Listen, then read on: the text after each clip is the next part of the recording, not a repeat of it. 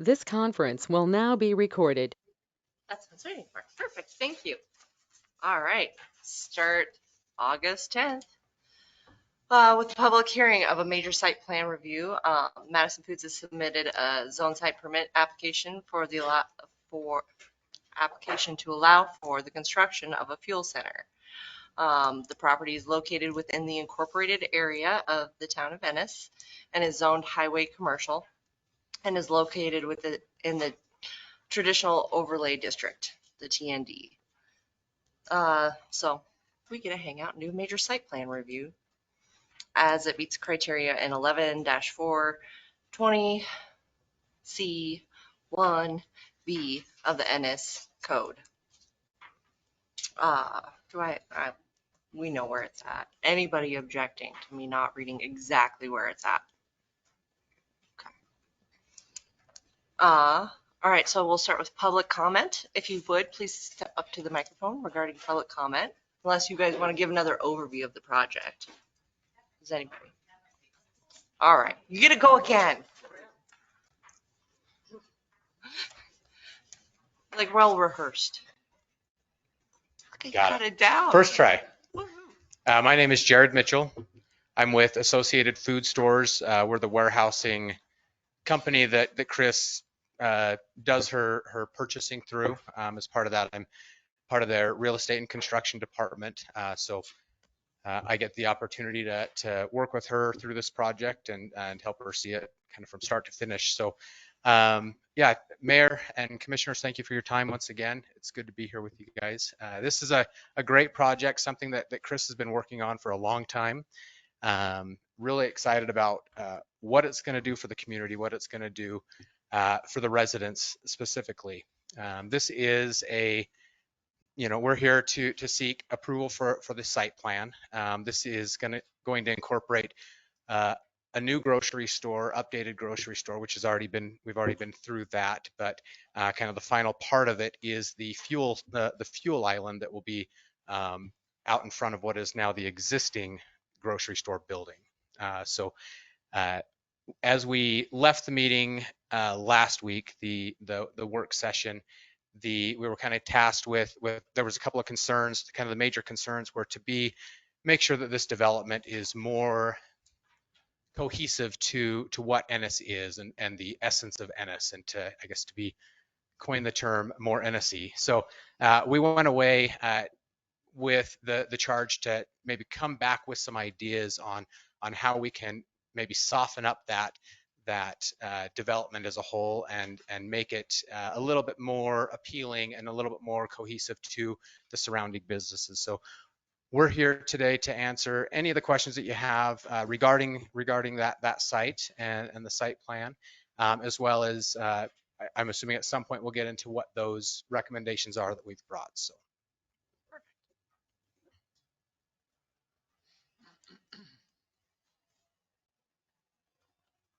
right.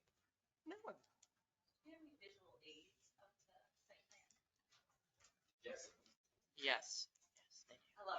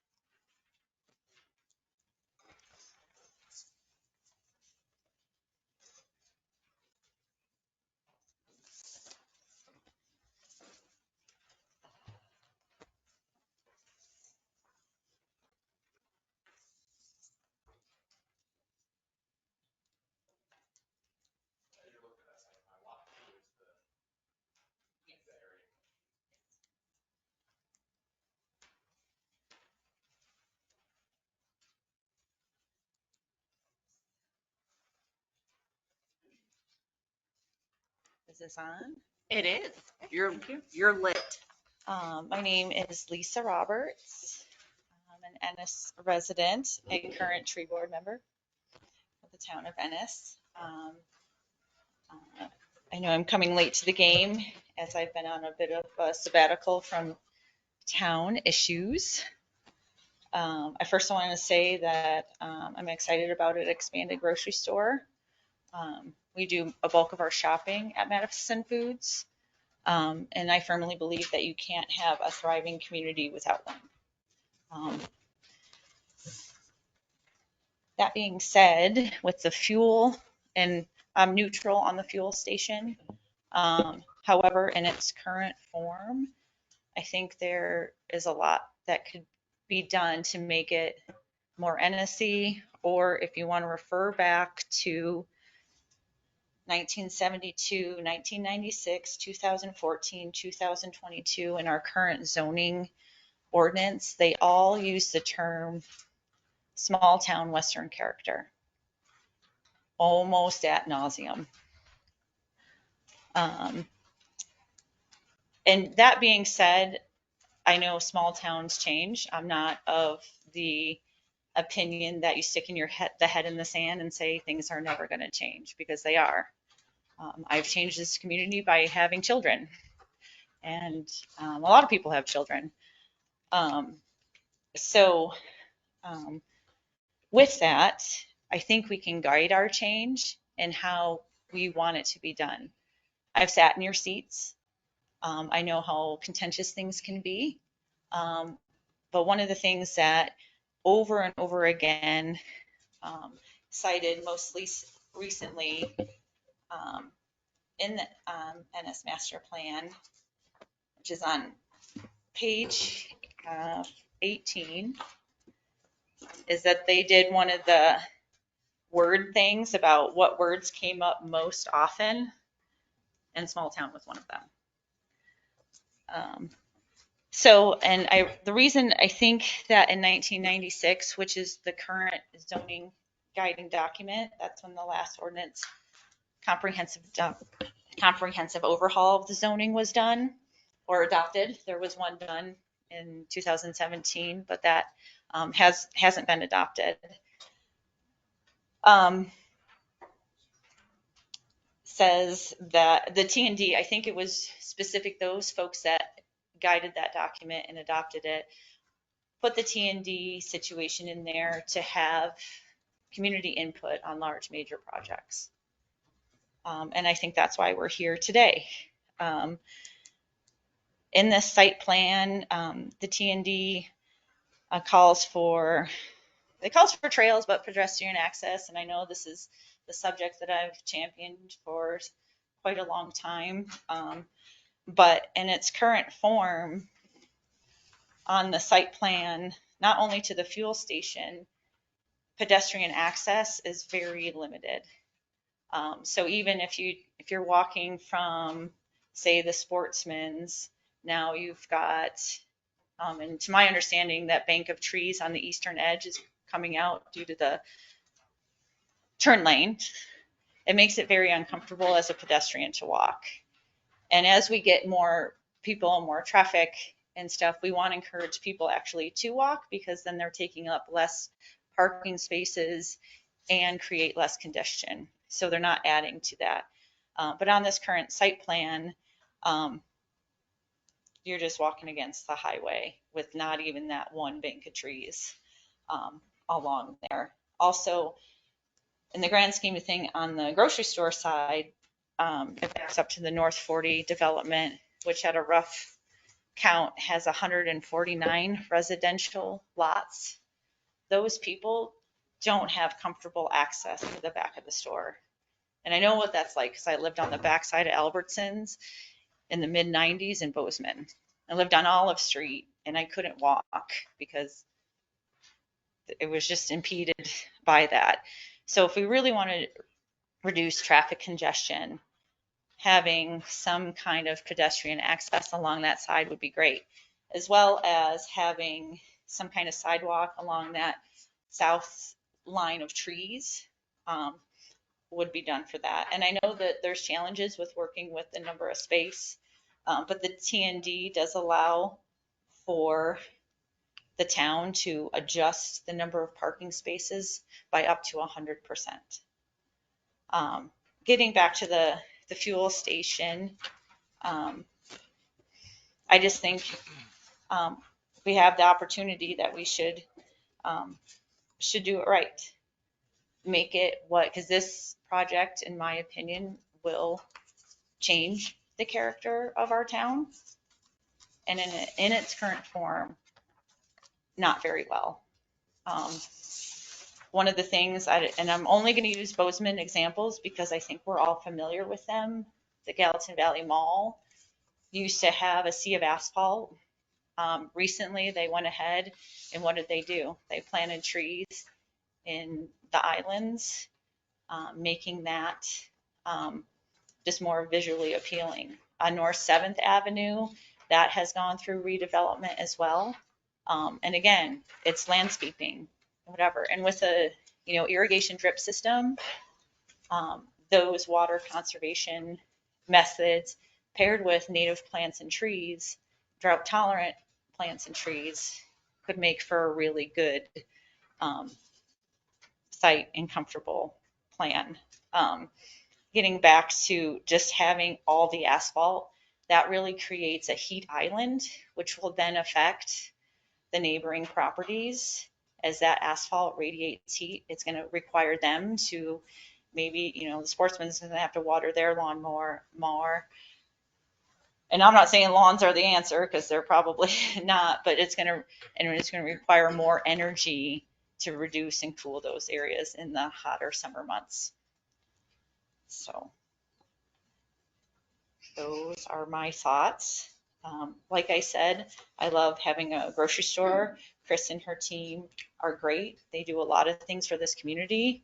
But I feel like this project is good, but it could be better, and it can be done right.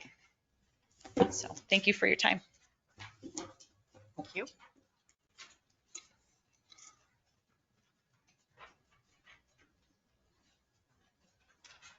Next public comment.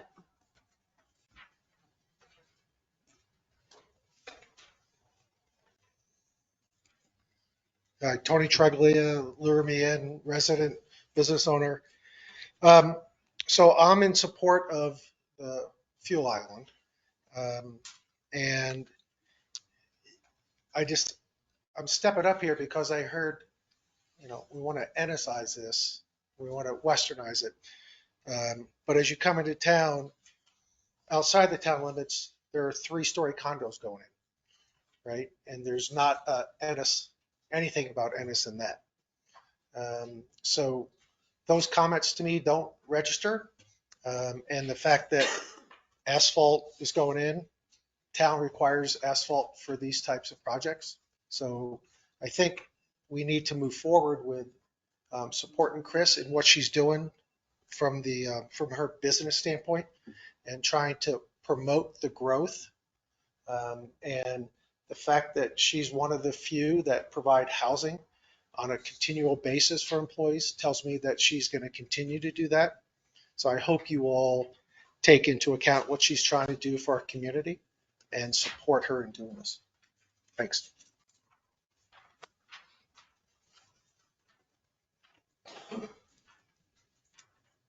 Other public comment?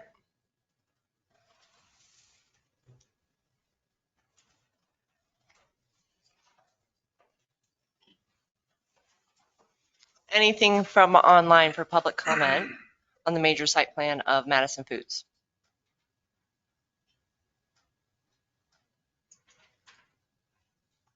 All right, and you got letters of support, and we only had one letter submitted prior to a letter of support for the major site plan review.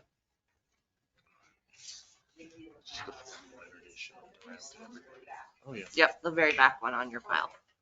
So that was all the public comments submitted to town to date.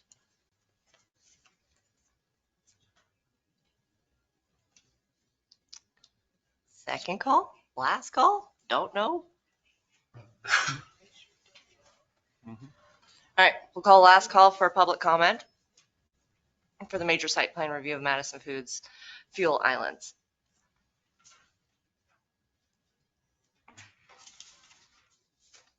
All right, seeing no other public comment, commission.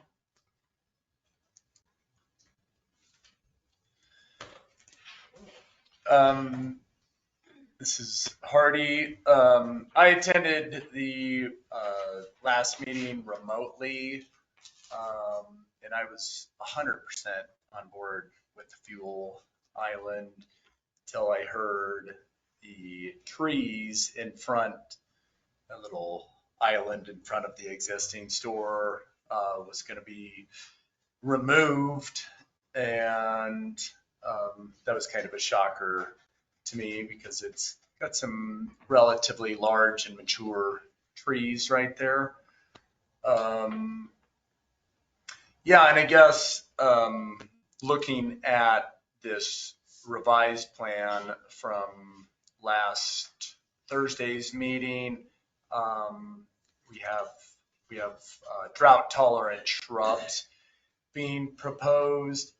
I guess once we had that facade up before, and I wasn't really worried about the appearance of the fuel island. Now with these smaller shrubs in place, I guess I'm still confused as to why we could not put trees in here versus the shrubs. I guess would be one of my questions. Also, I would love to see this plan. Right now it's in plan view.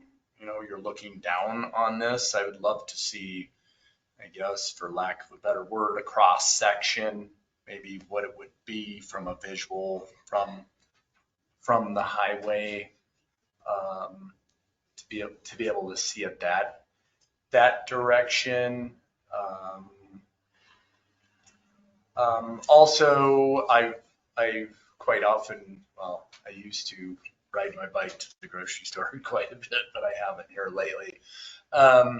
But just speaking to pedestrian flow and I guess even bicycle traffic for that matter, trying to enter into this. In the past, I've typically just ridden over that island or through the grass was my way of accessing off of the pedestrian path into the parking lot. And I think it makes total sense to address, and I don't know what the answer is for that. I think it's just maybe further discussion on that. So, but other than that, you know, to just speak to what Tony said earlier, I couldn't agree more. I'm super excited to know my grocer, to have her setting in here right now and to be able to discuss items with her, you know, versus I guess I just look at the alternative, the big chain store, and they send a liaison in to do all of the communicating. Chris is a member of the community, and she's here right now addressing questions. Yeah, I guess that's all I have for now.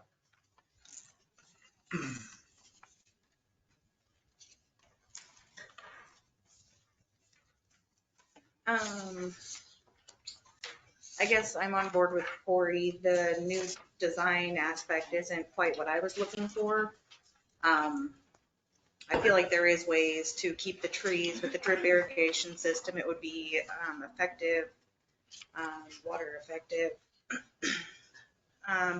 Still pretty concerned about the one left turn access from onto 287, and we were never provided with a few traffic study. And I thought we were going to be able to look at that before the meeting. So wish we could have seen that. A little bit concerned about the traffic flow behind the fuel pumps and how traffic flow will be controlled if people are going too fast, and then to go through, I know DOT has already authorized this, but to go through an incoming lane of traffic to try and take a left turn or a right turn, I think that's just a lot of congestion. Yeah, I would really like to see the traffic study. And I think it would be an option to save the trees where they are if you could limit or take away from some of those parking space. It looks like there's ample parking in the lot. And if you could save the trees, I think it's possible. If not, plant actual trees instead of just shrubs, I think would be great.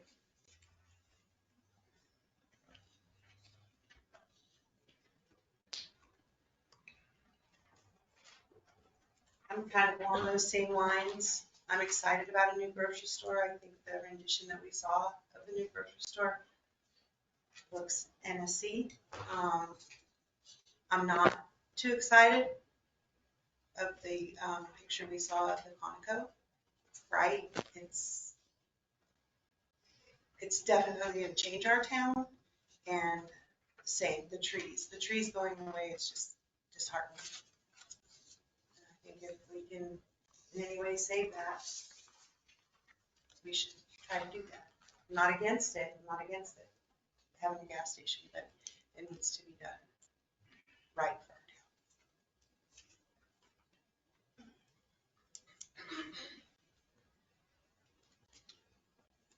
our town. I have similar concerns as well. I think the expanded store is going to be great. There will be a lot more options for people in town. I think it's a good thing. But I do have concerns about the fuel island, similar concerns about safety, traffic study. There's also, I would have liked to have seen some more information on what the plan is for the underground tanks, the storage tanks that are going to go in. Underground tanks are always going to leak eventually. They probably only have like a 20, 30 year lifespan to begin with. If all goes well, you could put it in the ground and there could be a problem right off the bat if somebody does something wrong during installation. So we don't know anything about that.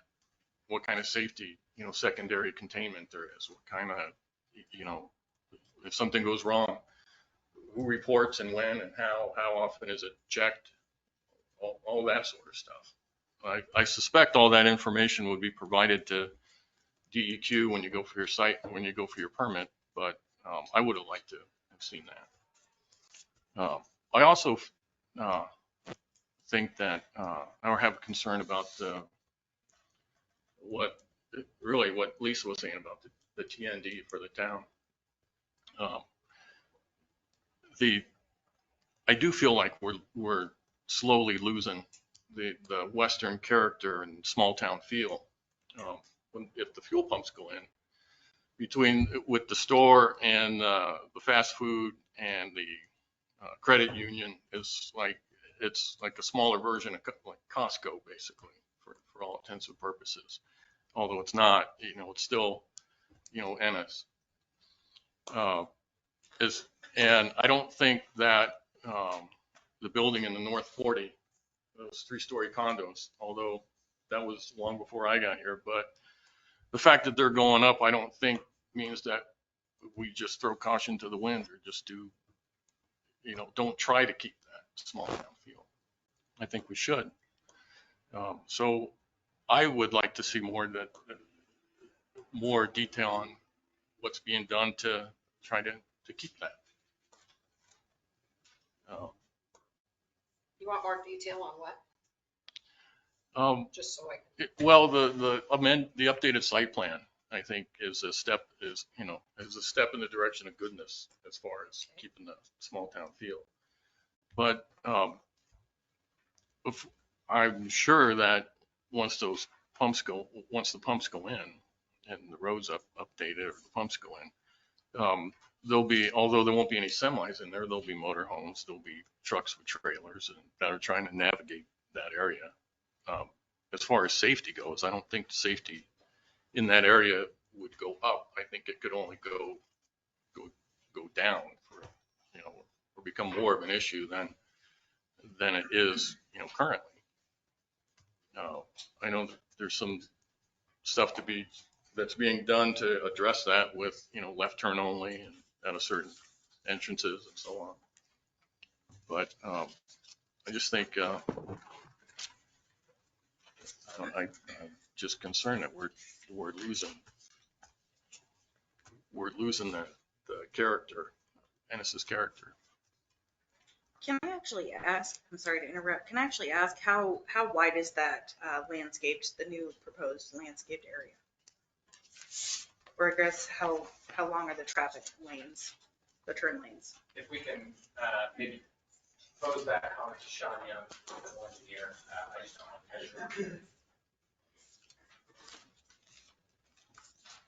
measure. Yes, so I'm Sean Young with AWA Engineering. We are the civil engineer for this project. I actually don't have the actual lengths of those lanes with me right now. I'm actually at my house, unfortunately. If I was in my office, I could give you those exact dimensions. They are suitable for 2-car stacking lengths, at least in the lane itself. But, primarily, I mean, obviously it's going to be stacking up into the grocery store parking lot. So there are ways to, I mean, the stacking will go back further and further into the grocery store. I mean, that's somewhat inevitable, no matter how much of a throat you put in there. So, but there are going to be, I mean, there's multiple ways. Left turn out, not so much, but right turn back into the primary city center will be better than it was before. So are you going to be proposing any speed bumps or anything in front of the store for the people that are trying to get out of the fuel center, having to drive clear around the parking lot to access the left turn lane? No, there won't be any speed bumps. Speed bumps actually tend to be a liability in the sense that if anybody damages their car, they can sue Chris and she has to pay for all liquidated damages to their vehicle. So it becomes a huge liability if the city, yeah, I just don't anticipate putting any. There are waterways in there which tend to act as traffic calming devices. So the concrete waterways are about 5 feet wide and a couple inches deep, which most people typically don't rush through those. But you're always going to have those one-off drivers who throw, caution to the wind and just drive how they want. And no matter what we do, we won't be able to prevent those people. But the majority of the people the traffic calming from the waterway should be help mitigate the speeds. I just feel like there's still a whole lot of congestion throughout the parking lot, and only 2-car deep is not, I mean, they're literally gonna have to go clear around in front of the grocery store just to get in the turning lane. Then it's pedestrian safety, and even at the exit, it's pedestrian safety still. People are gonna be cutting people off, probably already happens, but I'm just concerned about that, the congestion. Craig, I'm sorry to interrupt. That's okay. That was pretty much done.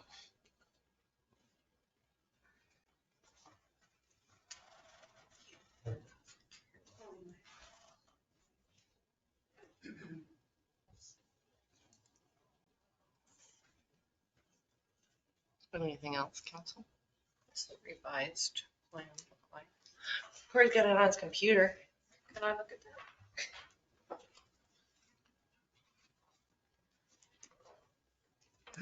Oh.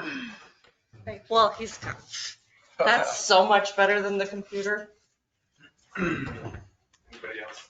That's what you're looking for, Corey. That one doesn't look as good.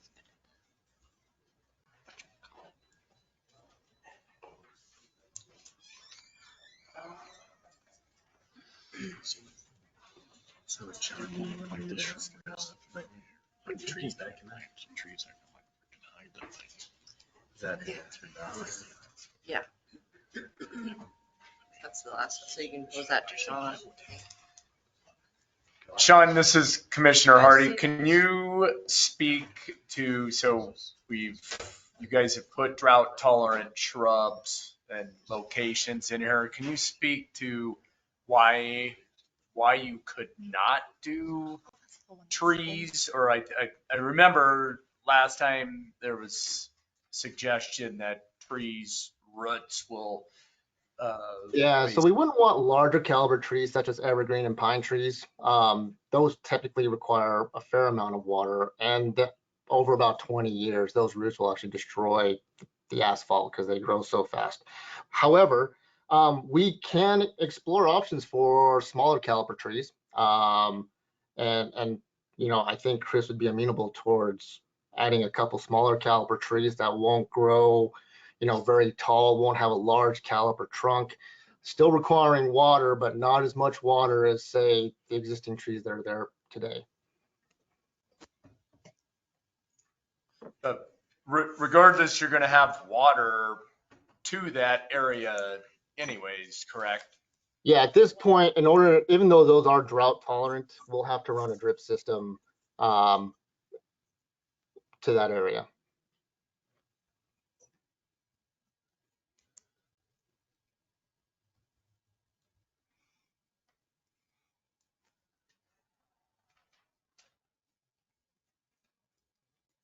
So,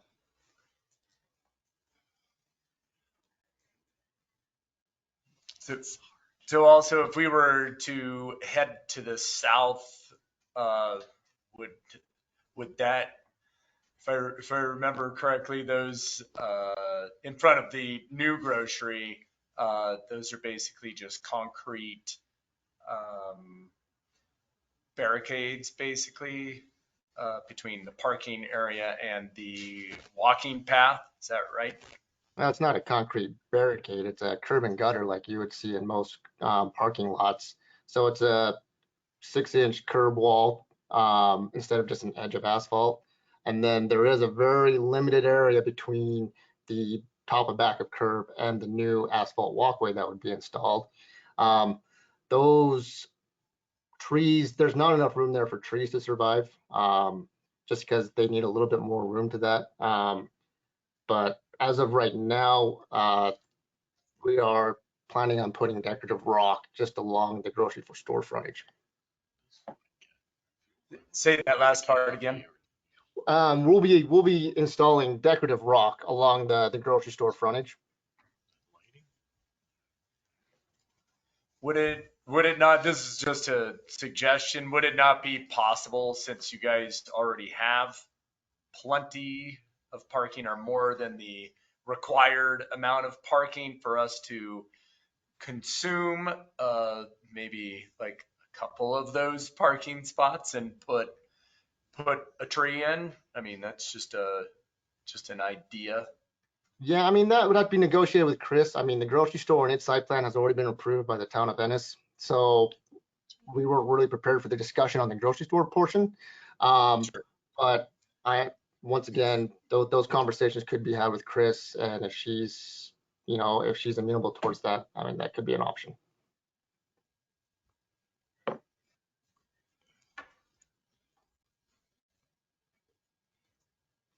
I guess my one more question, so it's a Conoco, and so your roof, you have, a flat roof on this thing, and then it has whatever the traditional Conoco layout around it, I guess. Is there any ability to do an alteration to the appearance of that, or is it just pretty much standardized?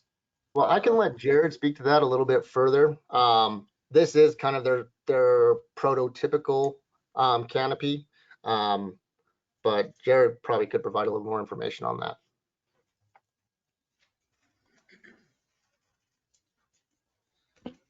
Yeah, so that was one of the big comments coming out of last week's meeting as well. So to Sean's point, when we called our supplier and he said, well, that's the exact same canopy that's on the corner at Exxon. It's the identical canopy, the lights and everything. I said, I understand that, but we're dealing with today. And as we went back and really huddled on that, we started looking at the elevation of our building and what will be, and to the point of being more cohesive and more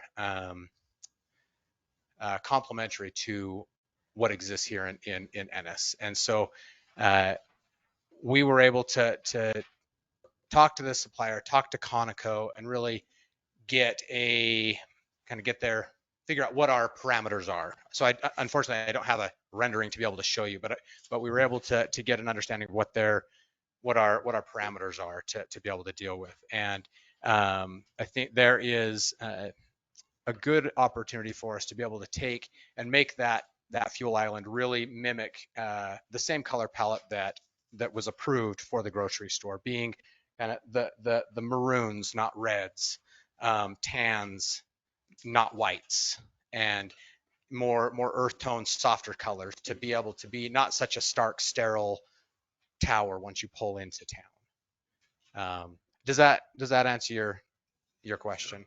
As well as the lighting, we have the ability to adjust the temperatures and the wattage on and the lumen counts on that lighting. I know we're talking to a T&D that it leaves it a little bit wide open. It leaves it a little bit open for us to kind of figure out what the right pathway is, or what the right recipe is. And so I guess the message I'm trying to convey is that we fully intend on softening the colors of that canopy to that approved color palette on our building. And I guess we would be looking to the commission to help us maybe define that tonight as maybe a condition of our approval.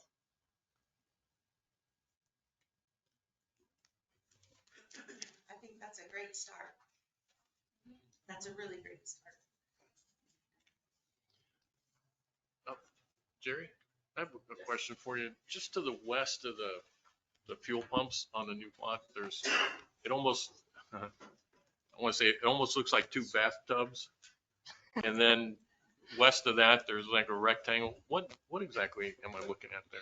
What are those?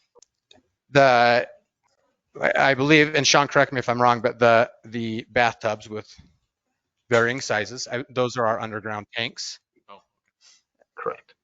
And then Is that right, Sean? yes. And then the rectangle, the DEQ required us to contain all of our stormwater generated by this lot within our lot. So historically, this whole parking lot, that was a portion of the parking lot of the grocery store right now. And it's being partitioned off for the fueling center. Because we did that, we have to now isolate all of our stormwater, and we're no longer allowed to let the stormwater just free flow to the west towards the grocery store like it has historically done in the past. So how we're going to accommodate those requirements is we're putting in a concrete waterway similar to how the grocery store is. The parking lot is going to be graded such that stormwater will be conveyed and captured within that waterway, and then the waterway will actually channel the water to an inlet, which will then go through an oil water separator and then into the underground dry well.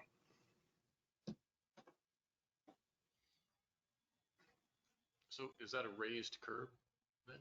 No, it should be a valley pan drain. Yeah, and that's what I was kind of speaking about with the traffic common. That's kind of like a ditch, a speed ditch, if you will. It's going to be a depression in the actual pavement itself, made out of concrete, not asphalt. Okay. And then just to the south of that, in the new parking lot, that's a similar drain, it looks like. Correct. Yes. Yep. Okay. Is there a designated area on here where snow will be stored? So there will be. We haven't really had that discussion yet. We haven't crossed that bridge onto where we're pushing our snow to which corner of the lot, but there absolutely will be in a matter of time.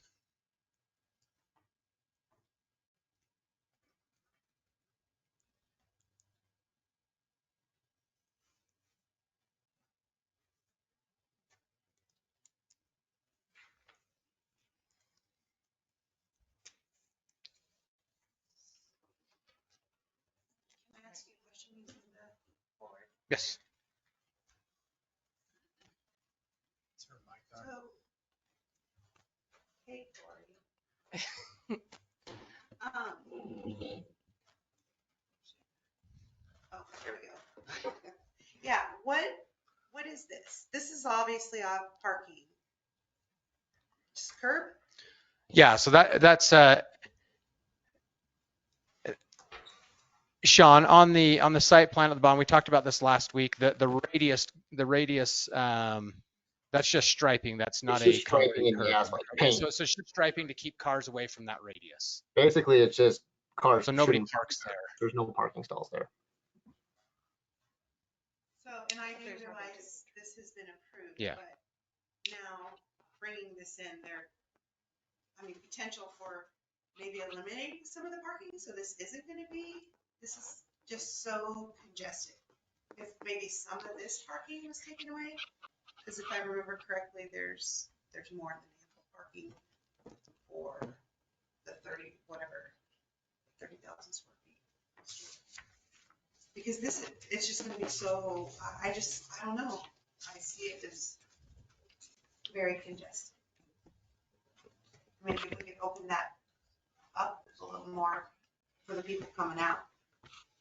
Because you know they're gonna come out that way. They're not gonna go back, come out and go, well, maybe, I don't know. No, I appreciate the comment. And obviously, I mean, if we go into the parking lot today, the parking is suboptimal due to the amount of volume that's going through that store. Hence the reason why we are maybe a little bit protective of parking and parkability. And I would argue that I guess I would say that this design is going to offer greater flow than what you're experiencing today in that parking lot due to the amount of volume that's there and the amount of outlets versus what is there today. So I hear the concern, absolutely.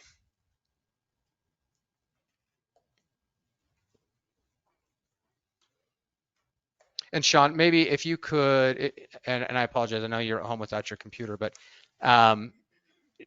if you can recall from memory the setting up of that fuel island and how it related to the setbacks that we had off that highway, because that kind of lends itself to the conversation of the trees. We don't want to Yes, go cut I mean, so either. the canopy obviously has to be, it was, so we're actually, I mean, we have property lines on all four sides. And there are building setbacks on all four sides, but none more stringent than the frontage of the property.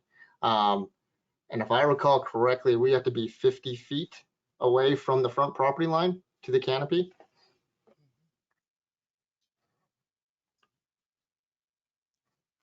Correct.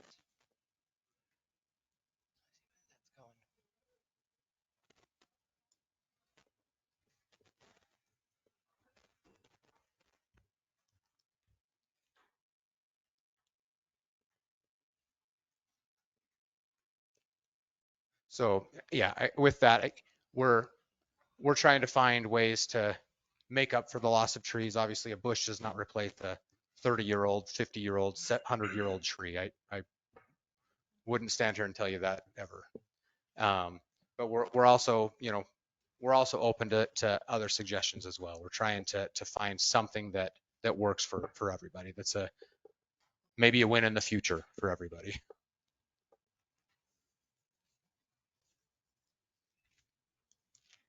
All right, Counselor, are you ready for me to kind of pull your thoughts together into what I think you're going for? Okay.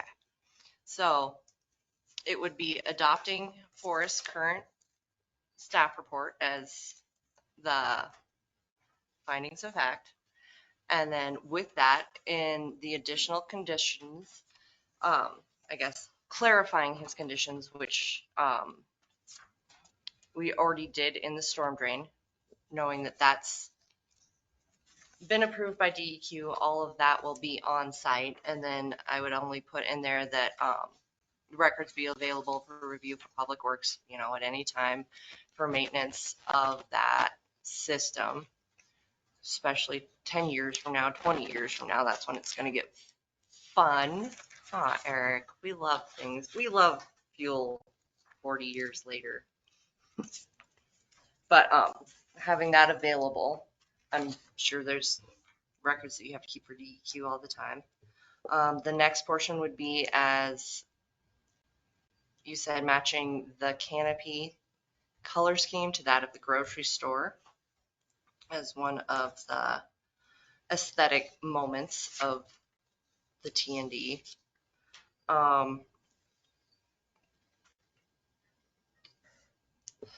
Let's see what else. And then the landscaping.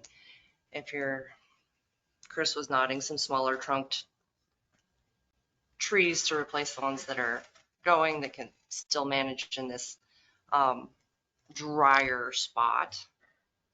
And the fuel island for me, I guess, is the pedestrian thing is, I wasn't even thinking about it because I was so fuel oriented. So in my mind, it still doesn't make sense to like even put a curb out to walk. And I was thinking about it and even putting like a little path through the landscaping area, then you're putting them right into somebody leaving those fuel pumps. Like if you try to do access through the fuel area to the back, that still looks. But I wonder if we couldn't do it on the far, well, no, that's right into the turning lane too.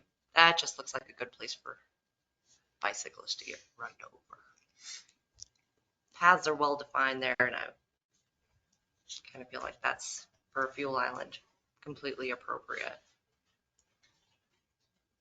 So is that where you guys are at? The softer matching colors, a couple of the smaller trees on the landscaping. It meets all the other requirements in the T&D.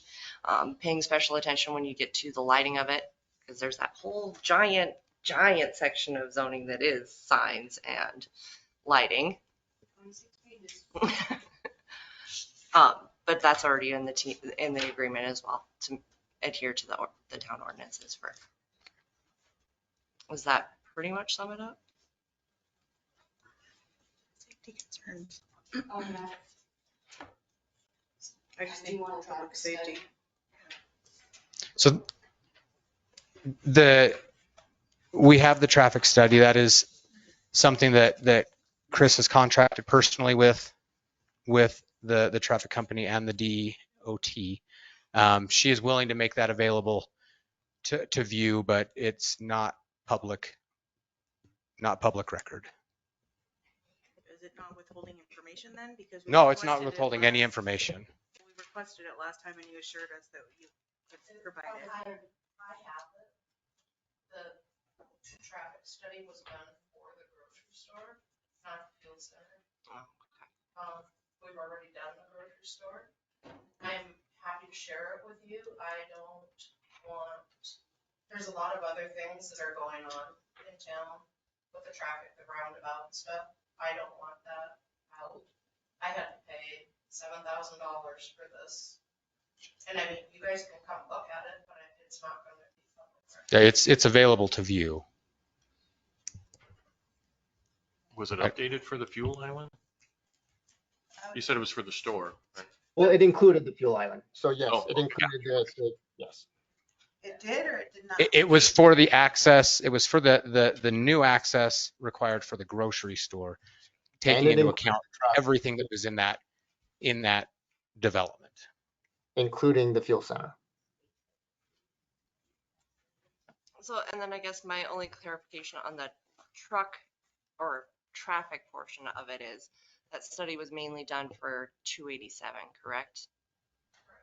So as we look at the truck route, the next portion is the exit for the delivery vehicles comes down this way.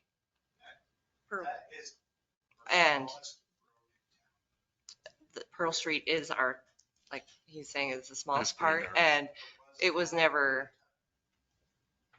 thought to be truck route. It was more residential. It's seeing more use because of the North 40 as it is, but that just something that popped in my mind when construction initially began. We got to see them run down this road, and I was like, oh yeah, this is not actually designed for or built to any kind of heavier use. This was our kind of what is it called, millings? This was our leftovers road. So I kind of foresee it taking a beating. But at the same time, it's your exit route, so most of those vehicles should be mostly empty or partially empty. But you don't know that. They won't be entirely, because that's how we move things. The traffic study was specifically for 287. And speaking to the fuel station alone, obviously, the exit route for that is back onto 287. Okay, so They come in from the north Okay. and they exit back out. They come in off of 287, exit back onto 287. Perfect. That was Yes. the one I was worried about. How do they do that? They come in from the north side here on the routing. Well, this is how they're supposed to be doing it. I can't answer for every driver, but they're supposed to come in here. They're supposed to come in from the new access, Jared. Yeah. Yep. There's also all of the grocery new store supplies that come up to the, and I know we're not talking about the Correct. grocery store. Come up to the dock. She said they're gonna pull out, they're gonna wanna come right down here. This is not a road. This is not a road with a base. It's gonna be trashed. It's just something I hadn't thought about in the delivery route. I'm very happy to hear that in theory, the driver should be going with the fuel back Yes. out and around. But he just said they're gonna theoretically be coming in the new entrance. Sean, do you want to Yeah. explain the routing on that? So most, well, I would say all, but it's ideal for most fueling tankers to offload to the right, meaning the tanks are going to be located on the right. So the fueling tanker needs to park on the left of the tanks in order to offload and fill up the tanks from the right side, the passenger side So of they the come in fueling. through the new entrance and leave through the existing. Gotcha. So they're always gonna take a right turn there. Always. That should be, I mean, you're supposed to offload to the right. So like I Yep. said, that is all the dispensers and hoses for the fueling tankers are designed to offload to the right. Which means they would have to do a U-turn within that parking lot in order to use a different exit, which there isn't enough room for them to do that. So they make a left into the new entrance, pull up alongside the left side of the pumps, offload, and then exit using the current entrance and exit to get back out on the 287. Yes, that's the That's true. intent. Thank you for clarifying that. Much better for fuel. May I ask a question? What was that? Doesn't the state highway department have to approve the number of accesses to that highway? That's all done. It's all part of the traffic study. That's all complete. Yeah. So they would issue the permits for that many. They've gone through all that. And I think having responded to a couple of bumps on the back where somebody was getting ready to go to the grocery store and somebody else was already on vacation, it'll be nice to not have. I feel like there's probably going to be a few less calls to the fire department to go for somebody got rear-ended right in front of the grocery store. I think the turning lane will help immensely in the flow of traffic, and there will be less accidents out there and really improve the flow overall out there. I think it was well done. Having been on scene for like 4 of those that I can remember, I'm like, yep. And it doesn't take long. Somebody's just like, oh, got my Bozeman list. Oops. So that's going to be an amazing addition to the flow.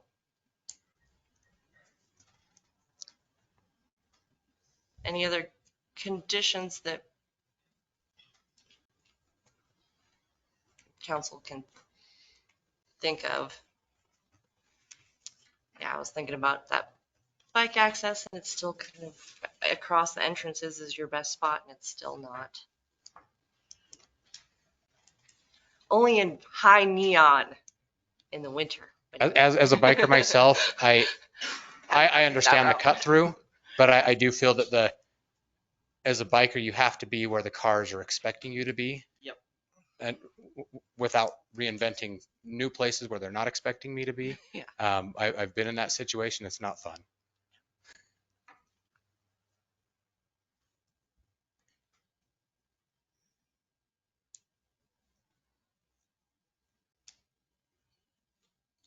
I guess to speak a little bit more to tree size, the first thing that comes to mind for me is like downtown Bozeman Boulevard trees. You know, they put some relatively substantial trees down there, and that is quite literally a concrete jungle. And I guess sidewalks seem to, you know, if you choose something with a deep taproot, maybe that grows down through the boulder field. Yeah, hopefully it wouldn't be super invasive to, I guess, surrounding structures. So.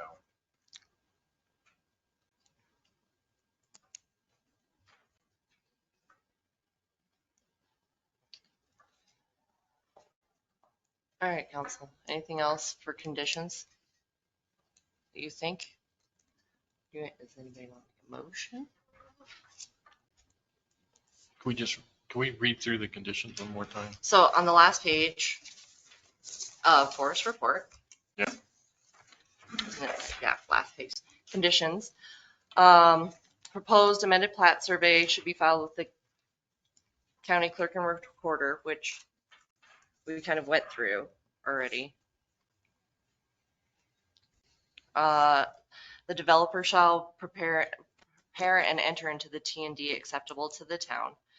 And that's no different than the last one. And then they prepped it. I reviewed it against all the comments that were made during the minutes of that meeting and then signed the T&D. The drainage plan's acceptable to the town. And then we already went through that with the DEQ, and it says if necessary DEQ approval, which they did have to go through and have been approved. And then stormwater runoff, including snow melt, shall be retained on site. The developer shall meet all requirements of the Montana Department of Transportation for access to and from Highway 287. If these requirements can cause deviation to the site plan, new site plan reflecting changes shall be provided. All requirements of the town code, including zoning requirements, shall be adhered to at all times. And the application for plan review, including site plan, water, wastewater, and drainage plans, considered binding, and the project shall be in compliance with the presentation provided therein, except as modified by conditions or agreement with the town of Ennis. So those would be any in the T&D, and we said within that would be the color scheme matching and softening to match the grocery store that was approved with that major site plan review. And then here and there's still that, like, we really want some form of a tree. Yes? You better designate That's how what I'm many, hearing. or Yeah. 50% of them, or 20% of the planning. You've got to give them some Some real guidelines.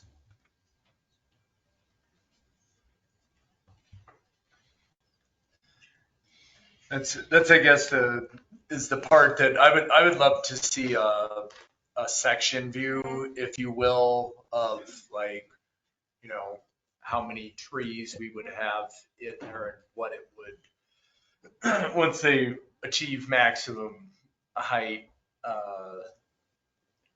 Yeah, I'd love to see that rendering. Is that So an architectural view of the mature landscaping that they're proposing. well, a section view, yeah, not just, this is plan view. Right, with the at face. least. Yeah. Yeah, Like elevation. yeah, thank you, yeah, an elevation. Like we saw at the grocery store, but of everything. Sure. And I think that would, I think that would put a lot of people at ease to be able to see that rendering of that. And I don't think it would be that difficult to produce. How about, there's like, right now, 3, 4, 5, 6, 7 areas for trees or shrubs. Can we do half trees, half shrubs?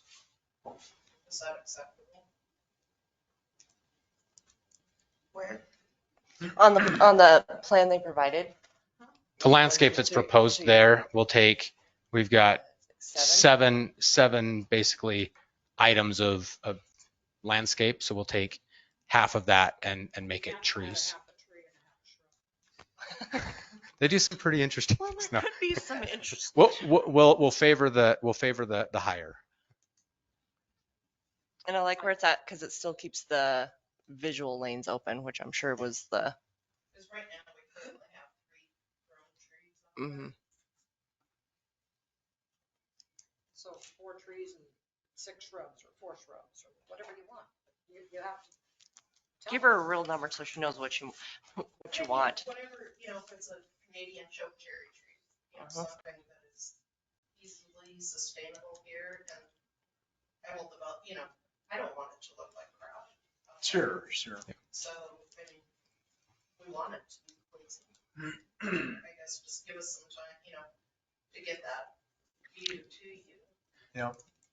And I guess I would ask if we can specify the tree, the quantity or whatever the specification is going to be, and then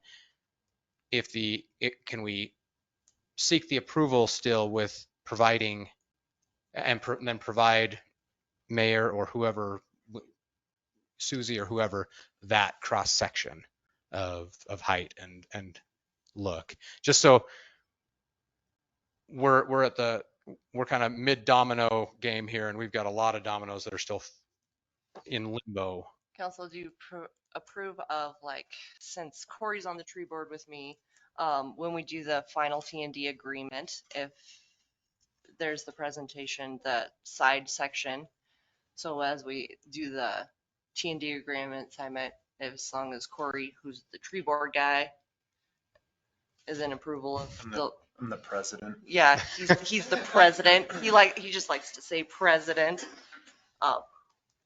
Is okay with the landscaping view. Is that it? Okay. Okay, so we'll put that as how we write it in the conditions of approval.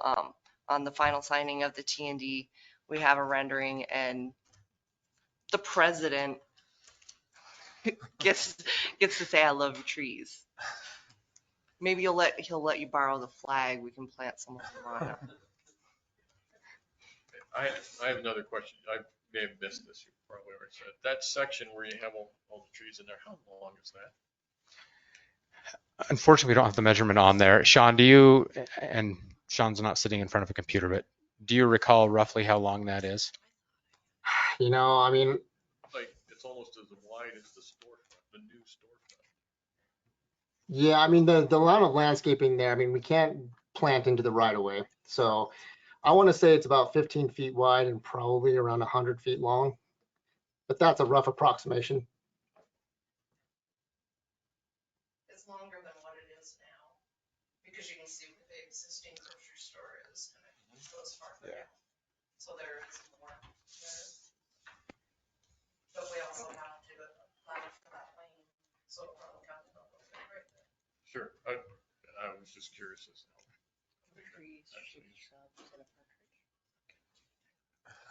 15 feet wide is bigger than I thought it was going to be. The property does taper towards the north, so at its widest end on the south, it's probably 15, and then it tapers down to 0.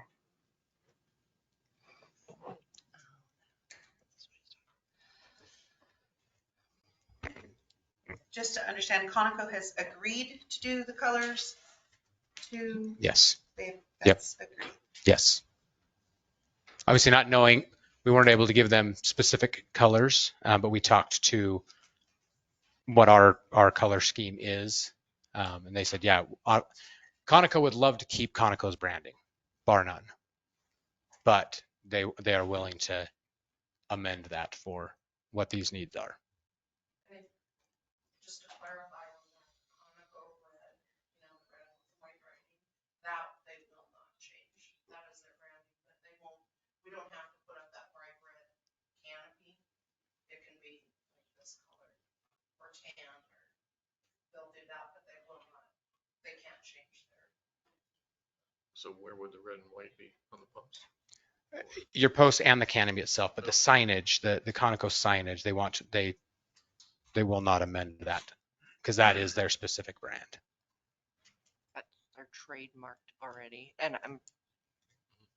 So the canopy and the uprights that hold it up. Yes.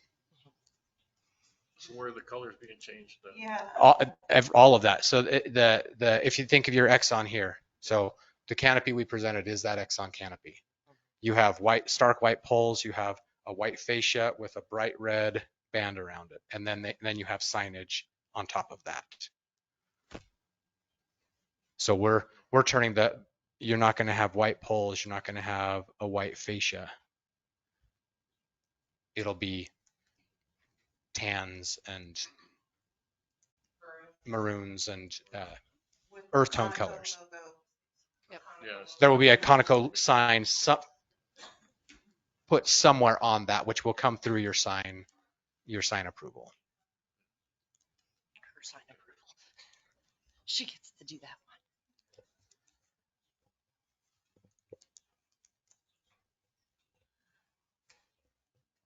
Yeah, I guess for a condition, I would push to put the maximum number of trees that we can in there, and then maybe just some, I mean, while the trees are smaller and growing, some shrubbery.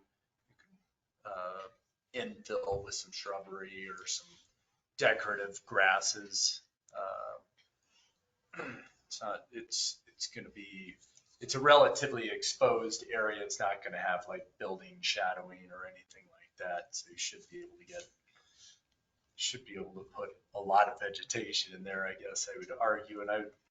And I know the grocery's already been determined, but I would love for you guys to consider taking a couple of those parking spots and putting trees there on the easternmost parking area in front of the grocery. And I think Is they that should a be well-established trees, larger Is that a trees, possibility? well-established Just trees kinda- for the first planting, for the planting. That And I one's know, yeah, it has been approved, but it's shared with your use. It's And maintenance. would be a drip system. Drip system but- would be efficient. like Chris said, look, she's not going to let it look when you own a business as things grow, mature, you fill in, you kind of grow the outlook as it goes. It all started really small, even those trees. Actually, the boulder, I was like, I know that boulder. I've seen that boulder before. I've driven past that boulder. There's still a little bit of the old coming in. I know it's just a rock, but there's lots of rocks in our house, and it's one of those things. And if you drive around Ennis, I did. After the whole thing, I was like, so what is Ennis-y around here? And I was like, almost everybody has a rock and an old wagon wheel in their yard. So there's a rock. So as the final T&D landscaping approval from tree board president, we can hash out exact numbers. You guys, you and Corey could sit down and say what's going to actually fit in here and what's going to live if we put it in here and go from there. Does that sound okay? All right. Thank you, President.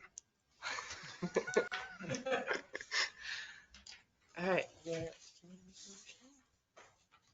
So we're gonna just. I make a motion to approve major site plan review for Madison Foods with the conditions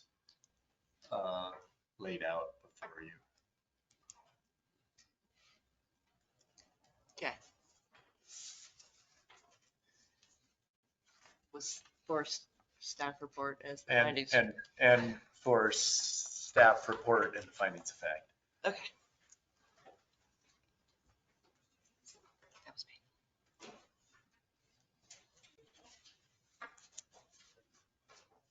James?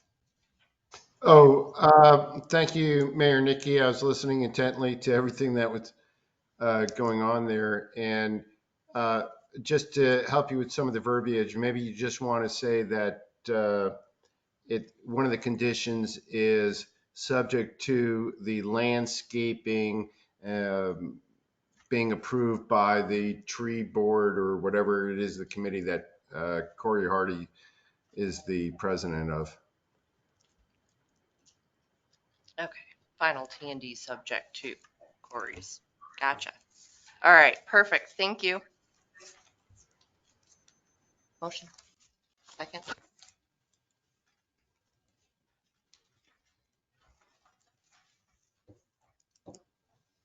Is there a second?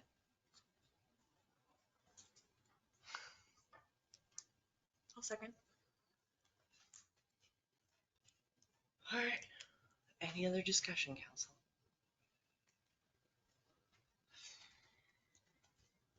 Call the vote. Greg, you up first.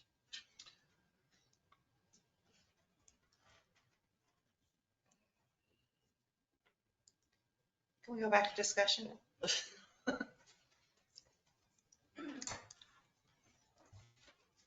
We're gonna have a motion in a second for that approval of the current part. So we really should vote. It might be easier if we just, what do you want to say? Just don't want to miss anything. I mean, I don't want to be, talking about the grocery store like we're talking about condos. That's not the grocery store, it's the fuel island. I'm sorry, Fuel Island. Let me correct. Yes, I'm all in favor of the grocery store. We shop there weekly. I'm excited for that part of it. I guess I will say that hindsight is always 2020. And I don't think that, like, as an EMT or a firefighter, there was ever a run that I said that was perfect. There was always something you learned from in the process. And I see the town pretty much like your kids. Like, when they're 2, they couldn't be any better than that, right? That's what you think. And then as they grow, you're like, actually, 4 is just as good as 2 was. And I'm actually loving 15, which thought that would be weird. But if you give them guidance in how they're growing, it still turns out to be an awesome thing at the end, right? So we're going through the process. We're giving the guidance to, I like it far better than where we were at the beginning of the work session last week. I don't like the process of each site being separate, but that's how the process works. I think if we'd been able to look at the whole thing together, we would have been able to pull a more cohesive pedestrian plan, this plan, all of it together a little bit better. But since this is how the fuel island thing goes, it meets the requirements. And I have every faith in the president to pull the last part of it together. We could always miss something. You could pour over this for, I don't know.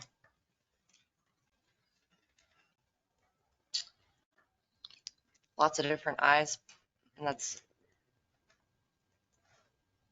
public hearing process. Hopefully somebody pulled out some other things that we hadn't noticed. So concerned about the potential for ground, it may not be anytime soon. We may not even be here, but at that time, but the potential for groundwater contamination in the future. My understanding is there's been a number of different gas stations here in town that have come and gone. Yeah, and when we had that main water break back in April, I heard that there was a fuel smell. Well, where'd that come from? So there must be, in my mind, some groundwater, contamination in the ground somewhere, probably left over from old gas stations down where Kalina's was or where Willie's is. And the tanks are designed different now. So I think that's as far as our technology will go. They're meeting the standard there. I'm sure that when it gets, I wouldn't put one right next to the river just to see how it went in 50 years, but. Right. So I guess when it gets to DEQ for the tank permit, put the tanks in the ground and they do their assessment, then they'll look at all that. But would it make you feel better if they submitted those once they got them? And they go through inspection every. They're in the state. Yeah, the state does Yeah. the inspection. Monthly inspections, No. I can't speak to what the interval is on the inspections, but yes, we have to follow a very strict criteria that they provide to us. And if we falter on that, we're red tagged and we're not open for business. Um, I hear the concern.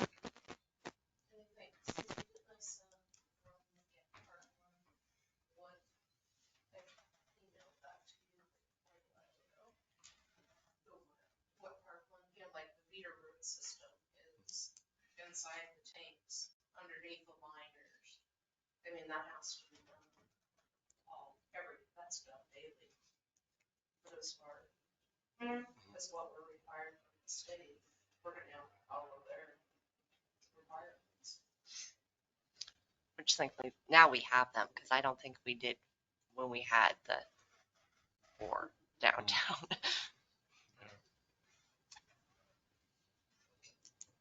That's probably my biggest concern. It may be years down the road if anything happens, but it's still the town. All right. Any other? Now can I call the vote? I'm doing it. Craig, back to you.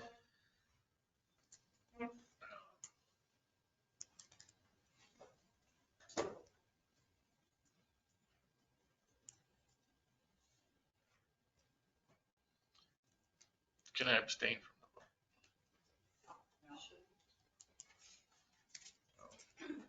You were at all the meetings. the vote? I guess if it,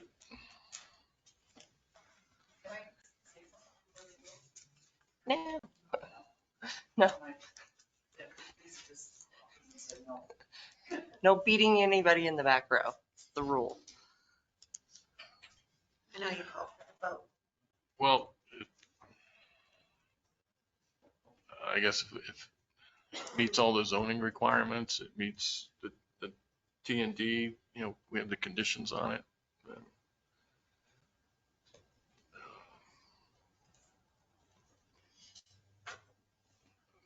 I'm still concerned about the traffic, what's going to happen with the traffic on 287 and the potential for groundwater contamination.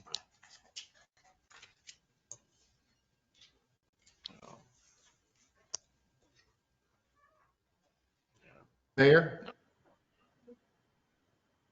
We're calling the vote, James. Oh.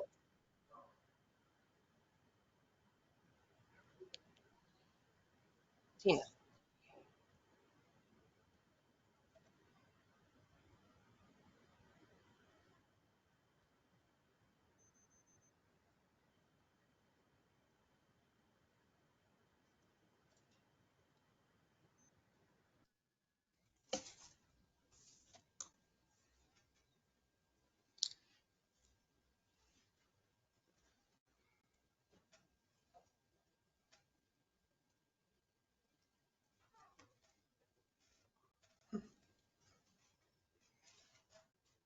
I do feel better than I did last week about how it's going to look. I think it's going to be a cluster as far as cars in and out.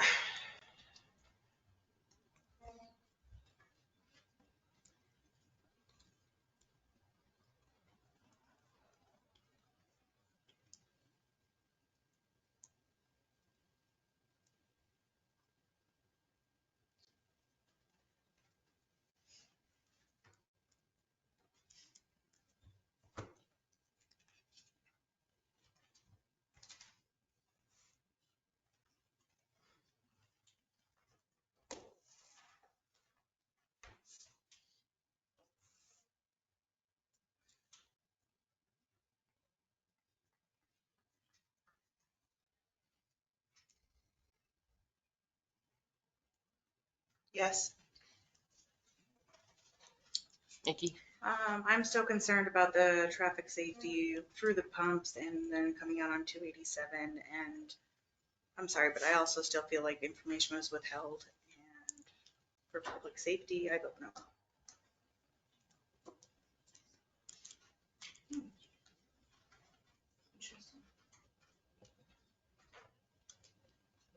I agree with my council members.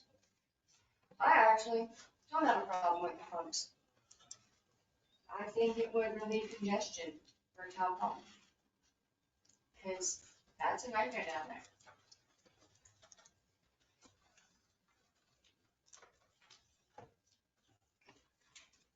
Oh.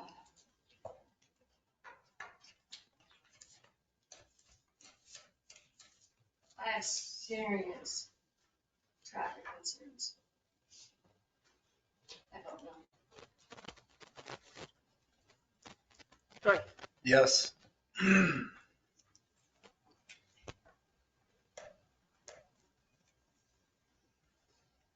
no. 2 yes.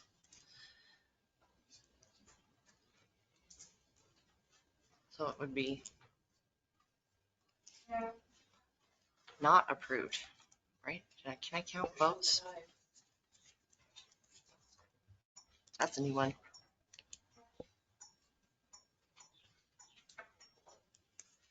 All right. That's our new one. So current motion fails without approval. We've not done this before. You want to go from here? We haven't done this before.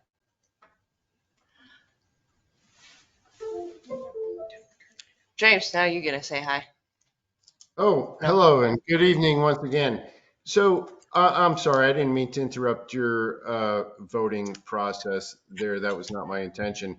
What I was merely going to suggest was that you could include as a condition of your approval, understanding Commissioner Abernathy's concerns that the project proponents deliver to you guys a copy of the engineering plans that confirm compliance with all state and federal, in particular, Environmental Protection Agency, EPA, rules and regulations regarding underground storage tanks, maintenance, and installation. So that it's kind of wordy, but basically that you would include in your approval that they provide the engineering that shows that their underground storage tanks meet or exceed EPA requirements for this type of project. Now, I don't know if that sways anybody's votes, but I just wanted to throw that out there. Thank you.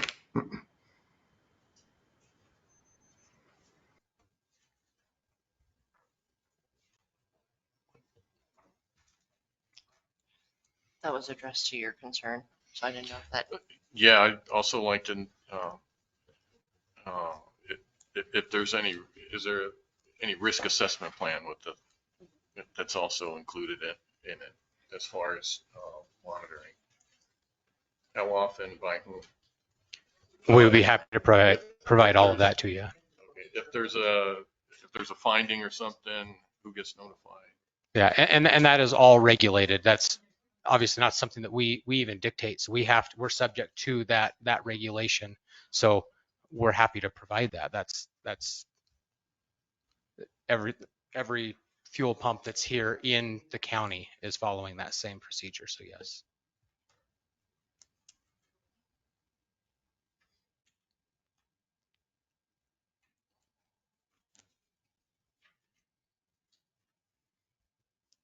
Well, I know I'd feel better knowing that or being able to see that. Absolutely.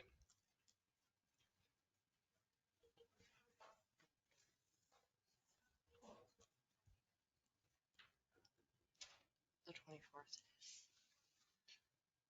You guys call if you want to revisit it with seeing that and the safety. You can individually go in, but not have it as part of the public, but not together in a group. However, Do a new motion. or you can do a new motion pending Conditions. with the other, with the condition, with another condition.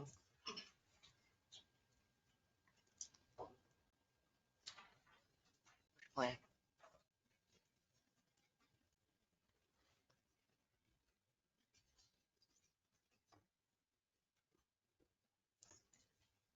Do you need me to make a motion on it to approve? Oh, see, I don't have to word it.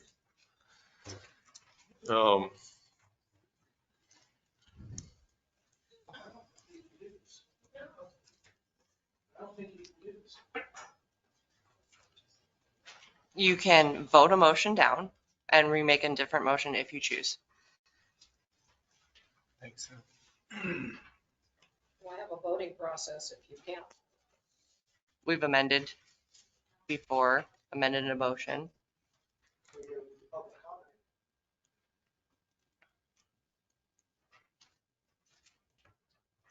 What condition would you think? I'm not exactly sure the terminology other than I would like to, I'd like more information or some detailed information on the actual, tank installation, on the underground tanks with regard to, my biggest concern is just the potential environmental impact is really my concern. So I don't know, we don't know anything about the tanks in particular, what safety measures are involved or planned. I would add that we're going to be using a Vita root system, which is the foremost premier leak detection system that's used in fueling centers.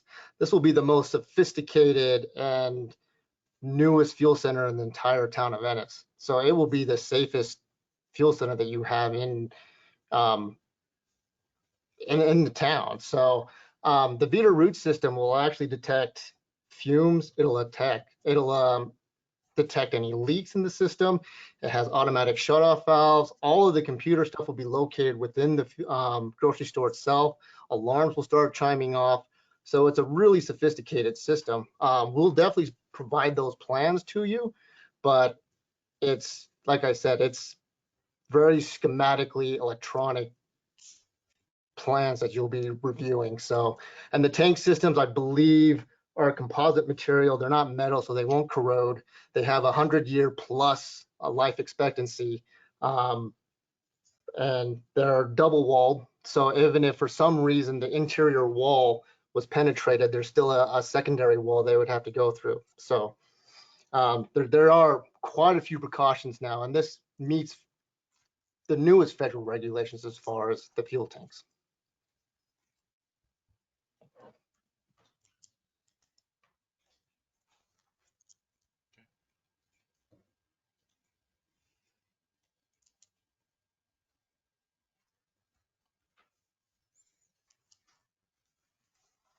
New motion or leaving it as is? Does the motion depend on if Craig wants to change his, or anybody else wants to change their vote? If you change any of the wording. You make a Motion. motion to add conditions to what you voted on previously. And then revote? Mm-hmm. Are we in discussion? No, because there's no motion on the floor.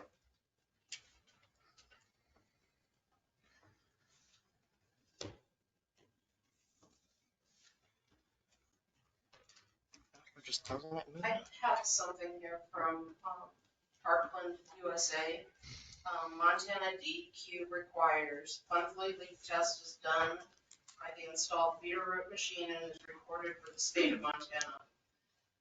Also, all lines and tanks have leak detectors, and if the leak is detected, the Vita root machine has an alarm that sounds so the tanks can be shut down. The tanks are double wall tanks, so the second wall stops the leakage. The tanks also come with a 30-year warranty. Yearly type test is also a requirement by the state of Montana. 3-year type test is also required by the state of Montana. The sumps under the pumps also have leak detectors and will set off alarms, and they are also part of the yearly and 3-year tank tests. All the lines from the tanks to the pumps also have leak detectors controlled by the meter with alarms. And I sent this to Susie several months ago. But this is from Parkland. And Parkland is the designer, the supplier, The engineering firm. The people that are putting it in the tanks, Okay, the contract. yeah, they have to meet their requirements. Did you say it was an auto shutdown or does it need to be manually shut down? It doesn't. It's an auto shutdown. Thanks, Sean. So the lines also have secondary containment as well as the tanks?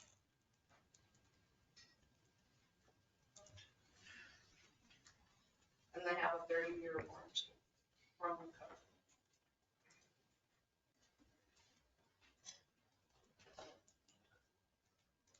They're probably not put together with duct tape like some other systems.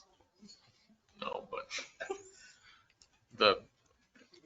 the fiberglass tanks, the non-steel tanks, are subject to other stuff, flattening, cracking, flaking. The gel coat can come delam from the inside. There's a lot of stuff. We don't have a motion. People are. No motion? Then it would just be done.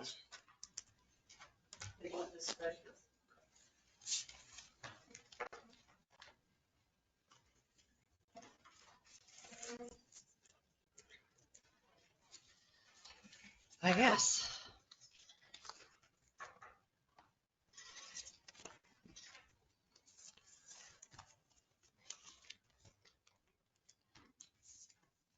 Without any other motion, we voted no on that, then it's the end of it.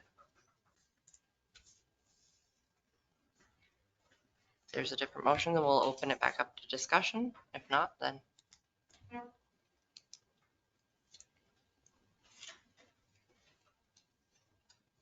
So the motion would be to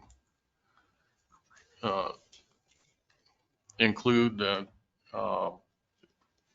additional information that was just read off, but actually in Copy of or copy of.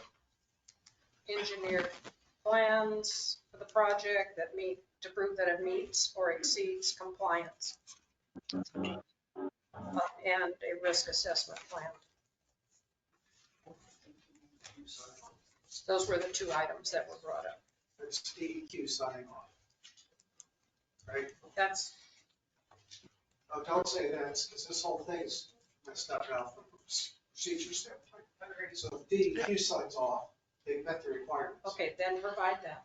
But DEQ Yes, it's- signed off there's on no bank motion. installation. Right, there's no Okay. motion.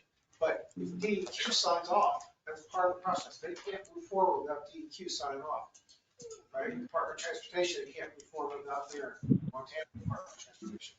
So put stipulations on there that are already in state regs. Has DEQ signed off?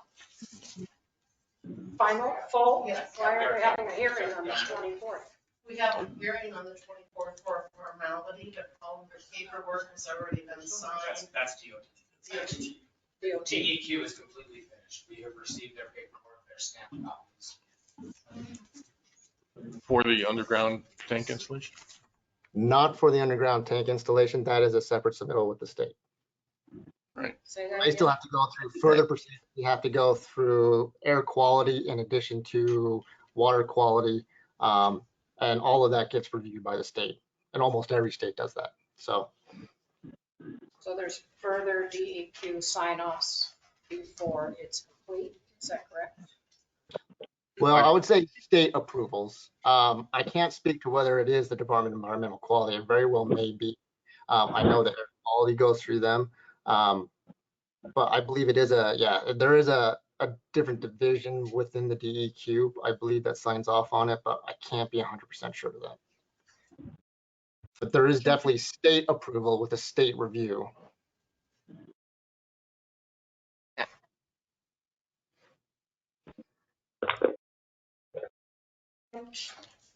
Can we reel it back in and get a motion so that we can go to discussion, so we can do this right? So we're not.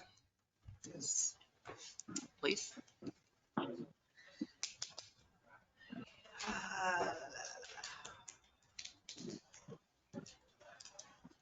I make a motion to approve, guide me if I'm here.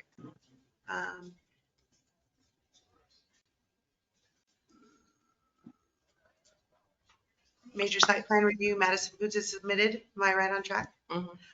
A zone site permit application to allow for the construction of a fuel center. Property is located within the incorporated area of the town of Ennis and is zoned highway commercial and is located within the traditional overlay district.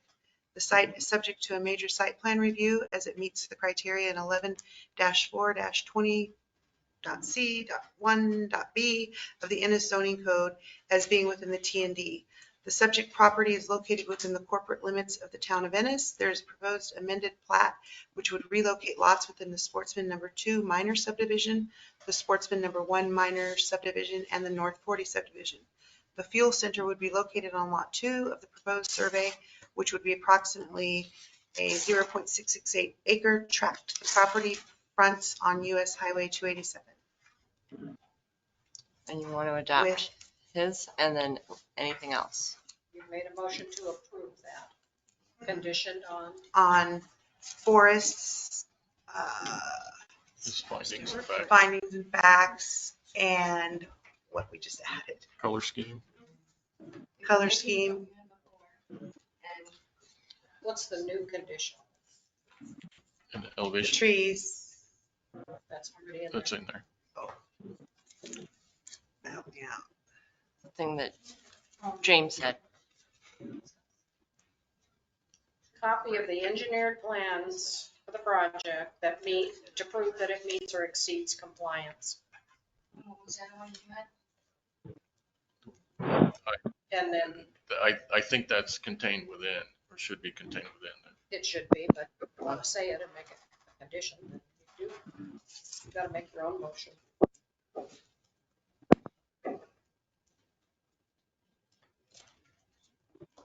Okay. I got all that down off her piece of paper.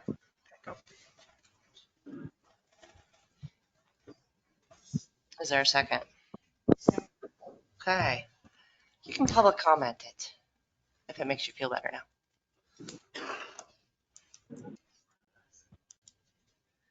I have a question. So you said that DOT didn't do their study based on the fuel center or the fuel island. Would they have changed? They did. It was required for the store. Store, But not the, included, it took into consideration everything in the.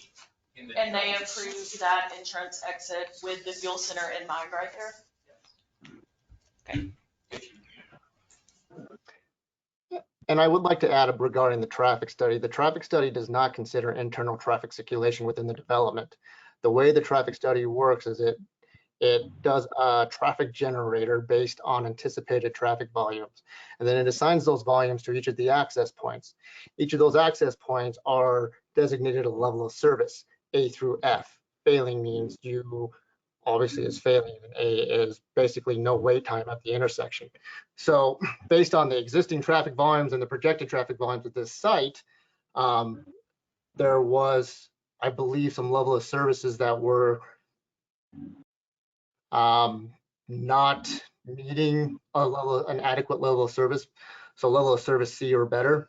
That's when we introduced the left turn lane into the development, which then brought the two access points into an acceptable level of service with the DOT. And that's where they provide and concur, and we have email correspondence with the DOT saying they concur with the findings of the traffic study. I'm sorry, can I talk?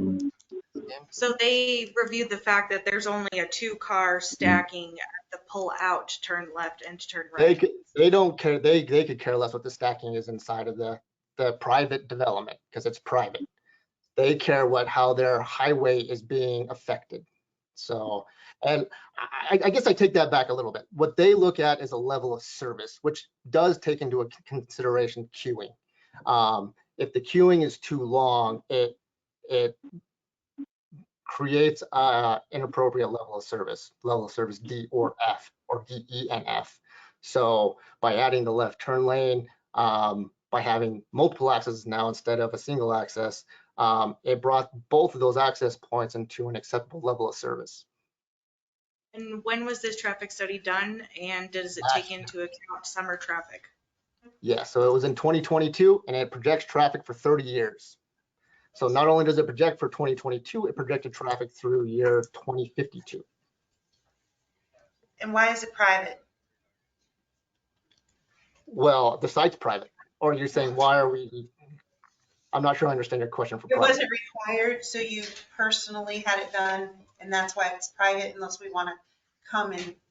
No, so in order to get, we wanted an additional access onto the highway, and the Montana Department of Transportation will not even entertain the idea of a new access point without having a traffic study done. So that's when we had a traffic study prepared. Can you repeat that whole last sentence, please? Yes, so the Montana Department of Transportation, we will not allow any access onto their state road system without a traffic study. We have, from the beginning, have wanted an additional access for the grocery store. So in order to proceed with additional access management policy with the Department of Transportation, we had to provide a traffic study.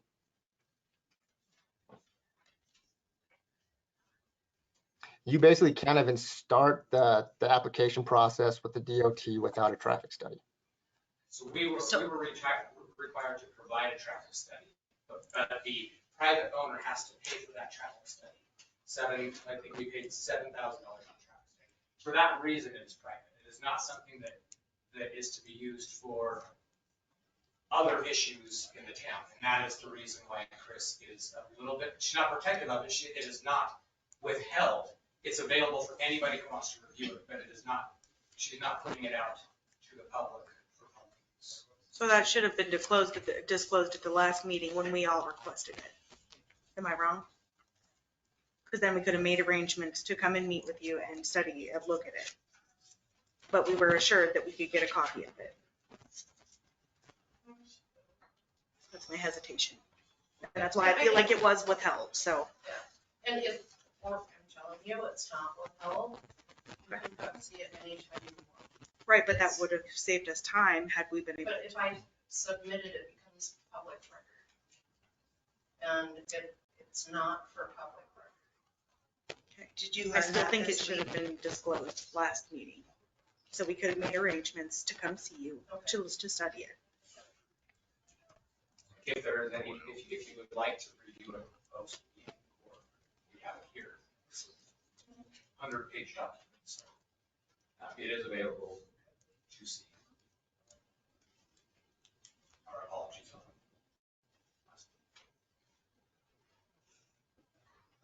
that. All right, any other questions, concerns, comments on the amendment portion? Question, what's August 24th? What is that? Something is not official. Yeah, so technically they have approved all of our plans, but they're still similar to this, a commission meeting. The DOT holds a commission meeting twice a month, and we are on the agenda for the 24th for the Department of Transportation. So in For the expansion. No. I'm sorry, what was that? Full fuel pump. For final. Oh, sorry. No worries. So yeah, so even though they have no further comments with our plans, they have reviewed and accepted the traffic study. All of that were just kind of check boxes, and now we get put forth in front of the DOT commission, which meets twice a month. And we, like I said, we are on the agenda for the 24th for their approval. And I'm sorry, Tina had a valid question. Is that for the whole major site plan, or is that for No, that's just, the whole Madison Foods, or just for the fuel islands? No, that has nothing. It encompasses everything. So it encompasses the new access point, all of the highway improvements, the traffic study that included the whole development. So that's final approval on the 24th. Is that correct? Correct. So does today's decision help that final approval? It has no bearing on the No bear. DOT. Yep. Just learning as we go. But it's technically public comment, so we should not be interacting right now. Oh, sorry. All right. Any other comments, questions, concerns from the floor? And then we'll just finish this up. I did. Can I have a minute? Because I did just have something and then I'll give it to you in a minute. All right.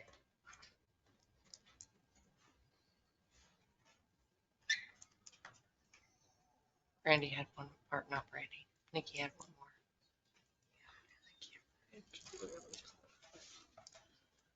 Just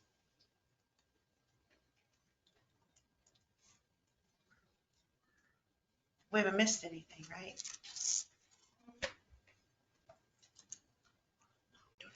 And they're done that. Yeah. I just need to look through my stuff because I know there's something I meant to ask.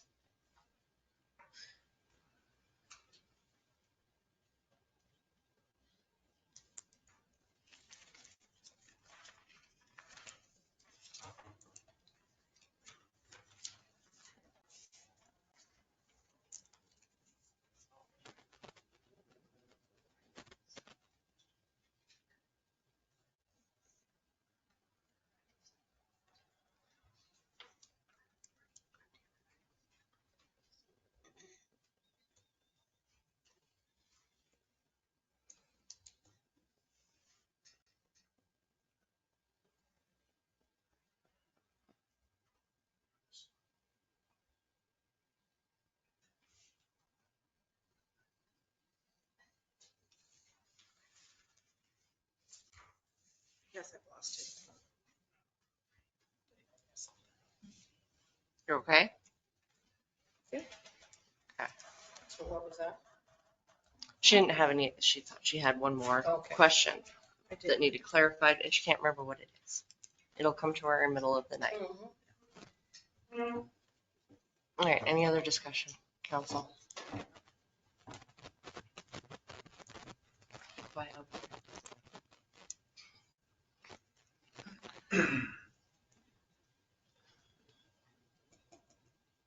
None? What? You're good? Yeah, I said, are you done? I'm just nodding my head. Yes, Yep, I think so. you're, all of your questions, comments, you're good? I guess the turning lane is 1,600 feet long. Oh, on the main road? I don't know where. The turning lane is not 1,600 feet long. It's the full widening of the highway. It's okay. I wrote that down for it. I think it's big enough to accommodate two. Well, the turn lane itself, the left turns in can handle like 30 or 40 cars. It's the left turns out that can only handle a few. So, Right. well, it can handle up to 20. It's just there might be some traffic conflicts within the development itself. Which still holds us accountable for public safety, even though it's on private property. It's still. Well, that's going to be true of any development. No development can handle a queue of more than 4 cars. It's you throw out the driveway. So we've designed the drive access to queue back along a drive aisle. So in theory, the drive aisle can accommodate, once again, 20 to 30 cars. It's just getting at the end of the line or making a right turn in where somebody will let you into that queue to leave the development. And I will say that the level of service with the improvements we're making to the highway, the level of service is strictly based on a wait time, how long you're sitting there in your car. So this is based on federal and state regulations that we've now met their minimum acceptable wait times.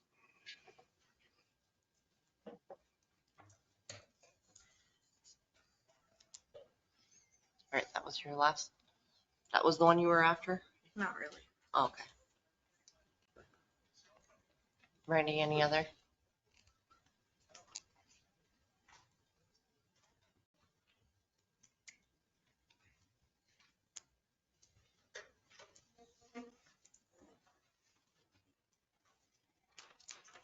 Okay, so you're meeting on the 24th with DOT.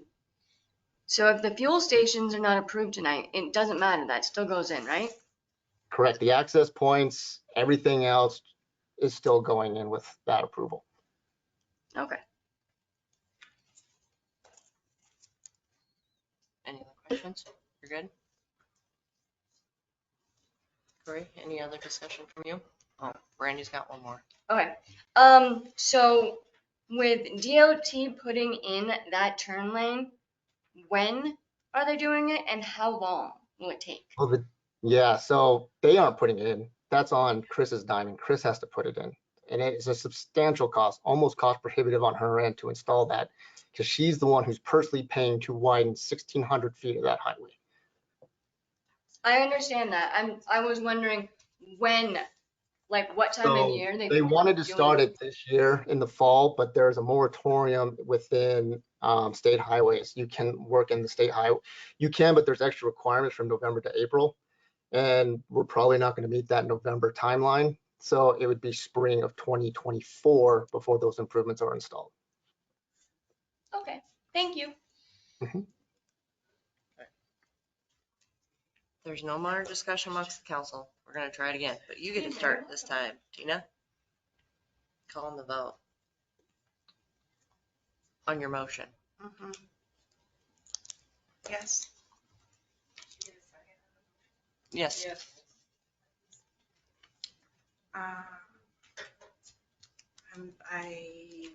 Still have concerns. I think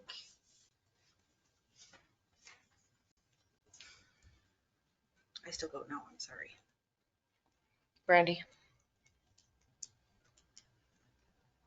Yes. Yes.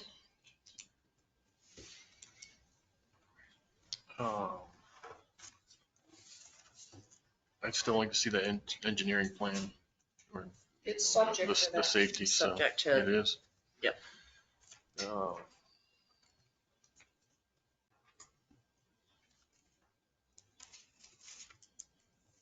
Yes, the safety plan, yes. Safety plan, Craig. Okay.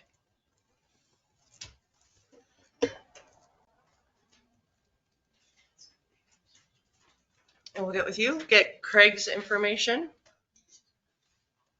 or the safety information to the rest of the council, and then work with Corey on the final landscaping plan. And as soon as he looks at it, then we'll have the final T&D agreement. Okay? Do you want us to prepare that agreement again? Yes, please. All right. That concludes the public hearing part. Is this when we take a break? This is where, yeah, I might have to take something. Yes, please. Before we jump into this.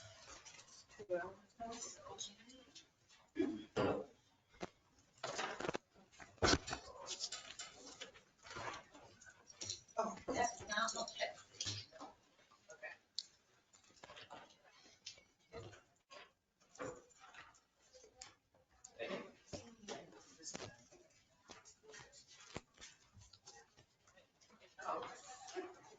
Probably necessary, right?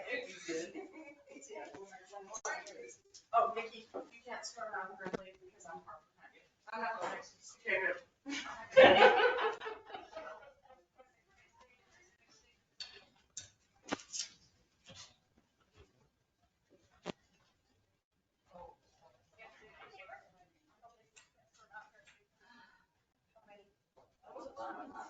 Oh, so much fun.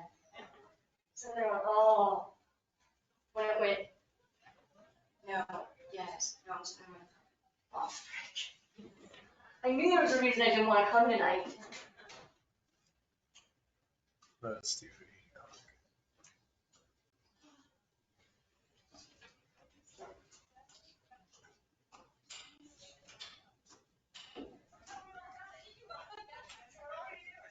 I agree to keep us Tree City USA, but I also think we need to think about rocks and desert scape and saving water because we don't have enough in town. Sure.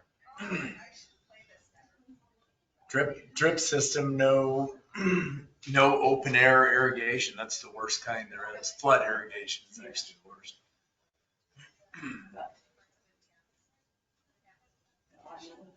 Because that's going to be one of the most crucial growth problems of this town, is the water situation. And I would like to see trees in the USA, it's bad, bad. And Susie, say names, but anyway, she works so hard, she did work so hard with that years ago. So I'm that. However, the trees that have been taken care of, as far as the property, they're dying. Yeah, definitely last. And the trees or fire engines can't make passes. I mean, Last summer was a very dry one. Definitely a lot of trees were stressed last summer. Yeah. We did a tour through town. So, and I got a quickie guy in my fourplex that, and Susie's and everybody's around me. It's got, so must have a bug and everything like that. It's really got black on the inside. I've got, there's some guys out of Butte that come and do like tree, B squared pest and. And I'm sure it's free. You know those guys? Yeah, I had him do stuff. It's late things that be in the future. I mean, there's stuff he did work very good. And he didn't do what he should be. Didn't want to do anything with that. So I'll get hold of him again and see if I can get him to that. If I could contact him, this answer. I even took his card and put it down at the rental store. Sure. Yeah.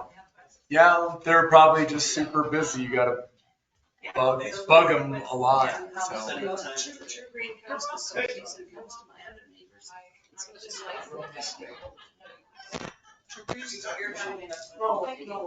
the guy out of Butte. What? Yeah. She looked at like he looks and That's right. And I if, got you know, some really we have pretty to think trees we know too. it all. Some of my parks have been off. I had the extension office come over a few years ago. And that's, they said I had birch bark. yeah, it is birch bark. And Janine. That tree green, we don't have to think about this. Oh.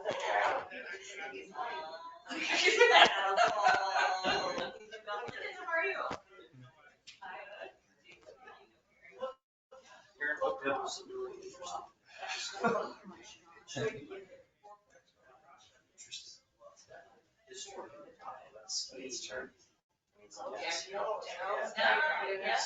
there's like it's almost shocking how much organization. That's awesome. Going back. There's the town, there's a good one with the clue. We're not debating for rounds. You know, this.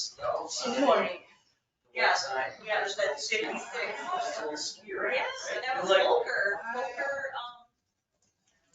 See, it's not yours. Oh, Volker and his brother was there, so, Chris was there. Really great. Yeah, they were like, and they get arrested. Yeah. It started like in the 30s. So, and then the other piece that really got me interested in it was just kind of back to the 84.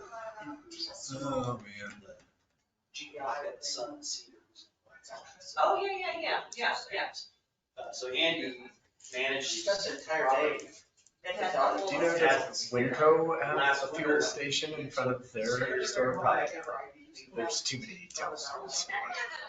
Up on the property, they saw some of the lift, some old lift. Yeah, the old slow wheel, I think is up there. So they, you know, they saw that. Heard skier. Yeah. So then,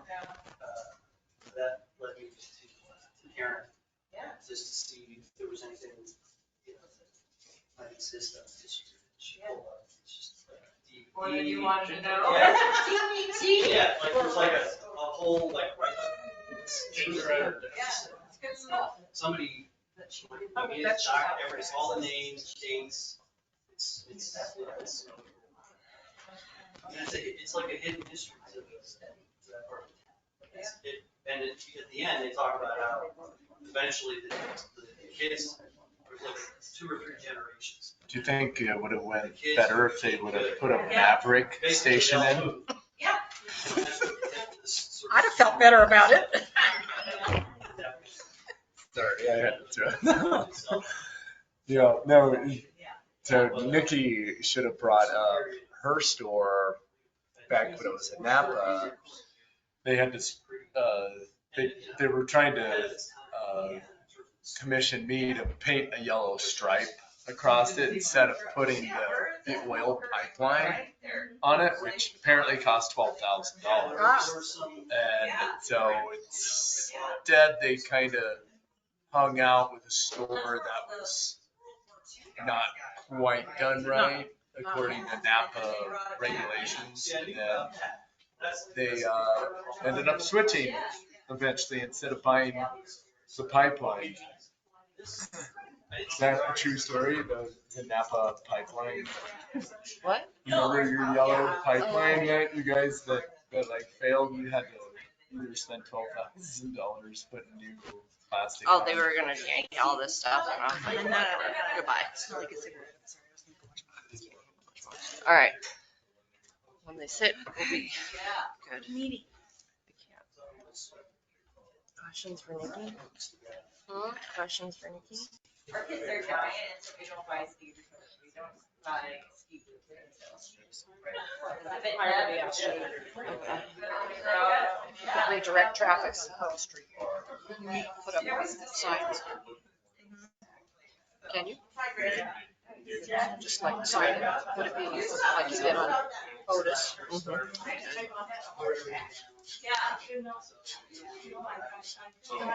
Well, you'd capture, at this point, you'd capture some of the construction. It's not a lot.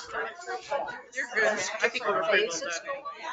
But if you do get it set up, sooner you get it done, the better.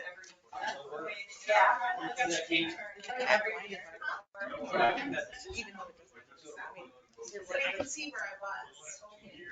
Is he? No. Yeah. That would So then I have to buy basically wait. Then I have to figure out. Buy somewhere else. Like as fast as we can. Like early, I'm not gonna keep it together. I said as fast as we can because I'm not gonna keep this together for very long. not well received by her. Ready? Yeah. Let's do this. Didn't work, and so I'm like, well, now what are we gonna do? Well, we're still gonna help them. Point of order. All right, let's get this done. That's nice. Don't yell anymore. Cute.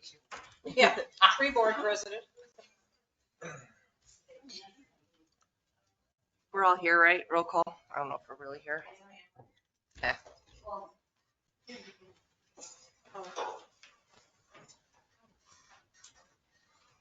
I pledge allegiance to the flag of the United States of America and to the republic for which it stands, one nation, under God, indivisible, with liberty and justice for all.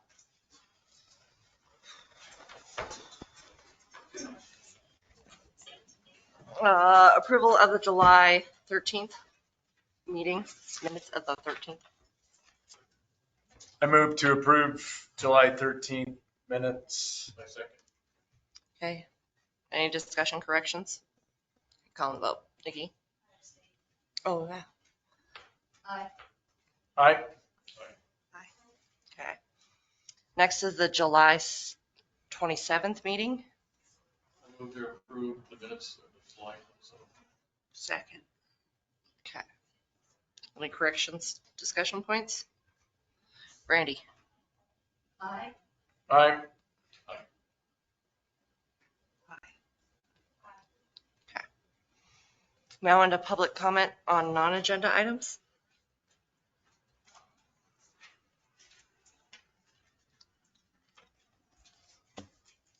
My name is Lisa Roberts. My only public comment is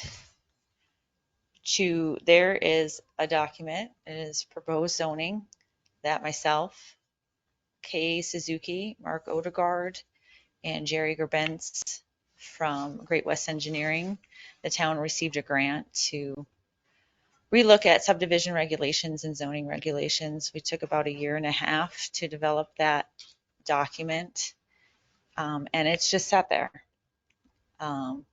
It came about right before COVID, so I think I would highly encourage the council to take a look at that document. It makes our code much more user-friendly, and it gets to the meat and potatoes of some of the loopholes and issues that need to be addressed within our zoning code. And it's something that could be amended or edited however you see fit, but it's a much more user-friendly version of the zoning code that we currently have. So I would highly recommend that, and then also subdivision regulations. In a stopgap measure, the town council adopted the county regulations, which aren't a perfect fit for the town. The town is its own municipality. It has rules about arterial streets, and stuff like that, which would help with, Pearl Street and, on the grocery store project of what was able to exit there and whatever. It also talks about, you can incorporate street width and complete streets or fully functioning streets into areas that are going to be subdivided and whatnot. So I would, given that it is also mentioned in the 2014 growth policy to update zoning, I would highly recommend it. So, thank you. Thank you. Second call for public comment on non-agenda items. Last call for public comment on non-agenda items. Okay. Moving on to unfinished business, our resolution to act on the water PER. I couldn't get a hold of Colette. So we finally started. Ginger spoke with her briefly yesterday, but we still haven't finalized that. So I'm still trying to get a phone conversation with 4 people in the room at the same time to prepare that properly. So that's where that's at. At the work session, we also heard from, so I guess moving on to scheduled matters, we heard from Owen from Habitat for Humanity. He called Friday? Yep, sent an email and said currently they're not going to seek the CDBG grant. So that's the update there. There is a meeting Tuesday, the 15th in Virginia City. I forwarded you an email and it kind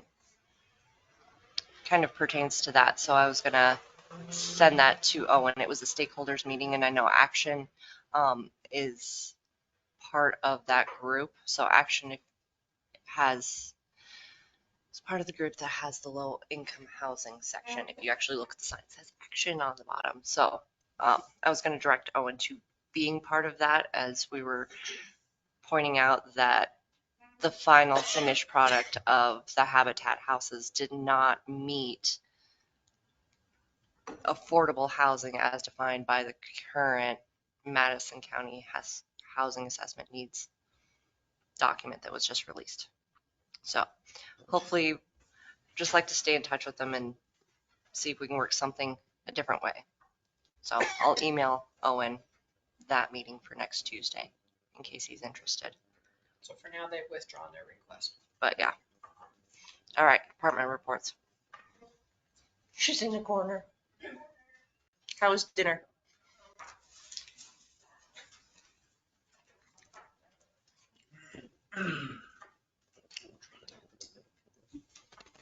Hello?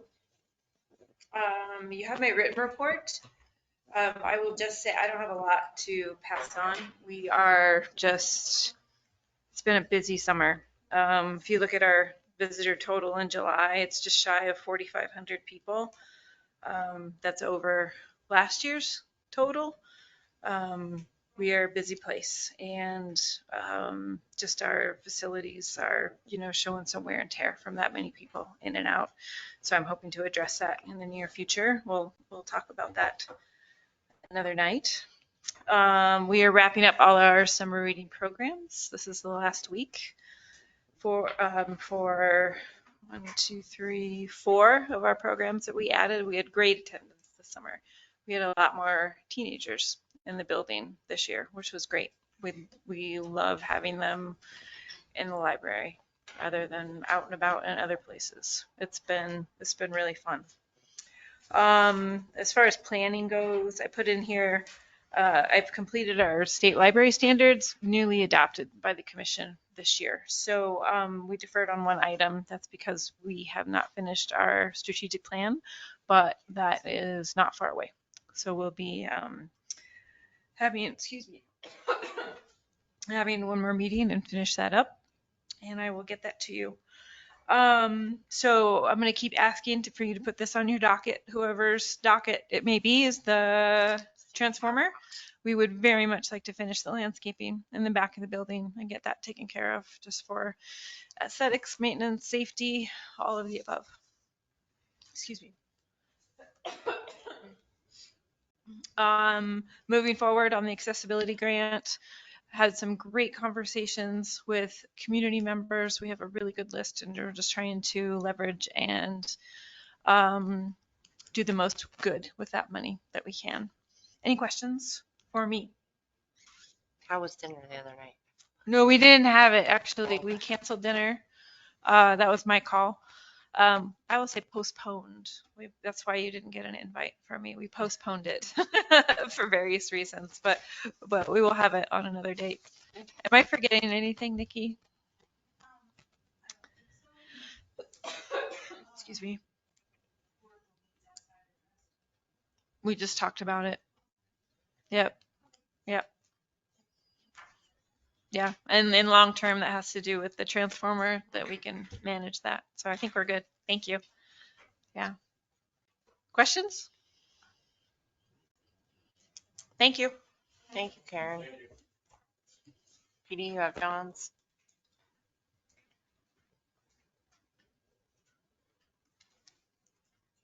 Questions, comments? Does anyone know what the $600 in tattoos was for? For the kids. That's a lot of money.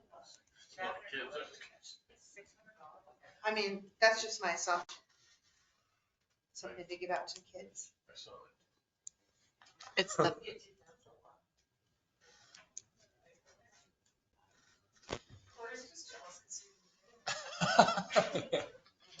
tattoos. It's not in the report. Huh? It's not in the report. It just said tattoos, $600. Probably went out and got a tattoo.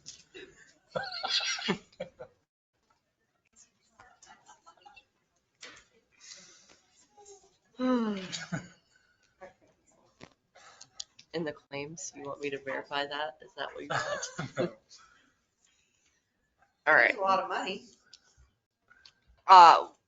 Every year then the fire department puts in theirs, we get a grant to help us put our fire bags and stuff together, and it's, I know, upwards of 2,000. It's a big number. I want to say AAA helps us, and I can't remember who else.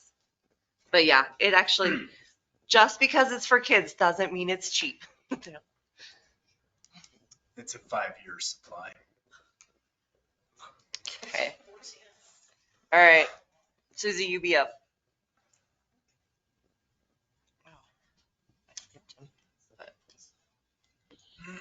I do not have a written report. It's been busy. What happens when you get up here? Yeah. I have 3 single-family dwellings permits pending.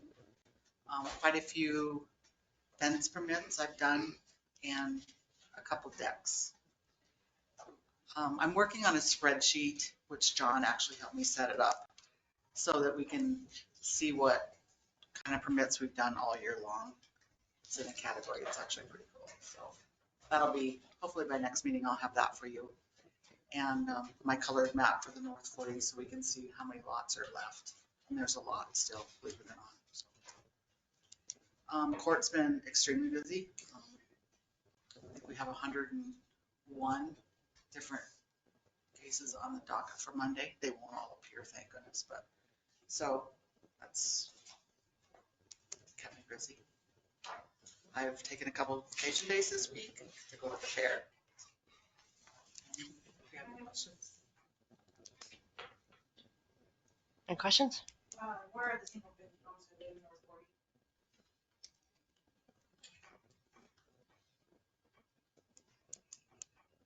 Anything else?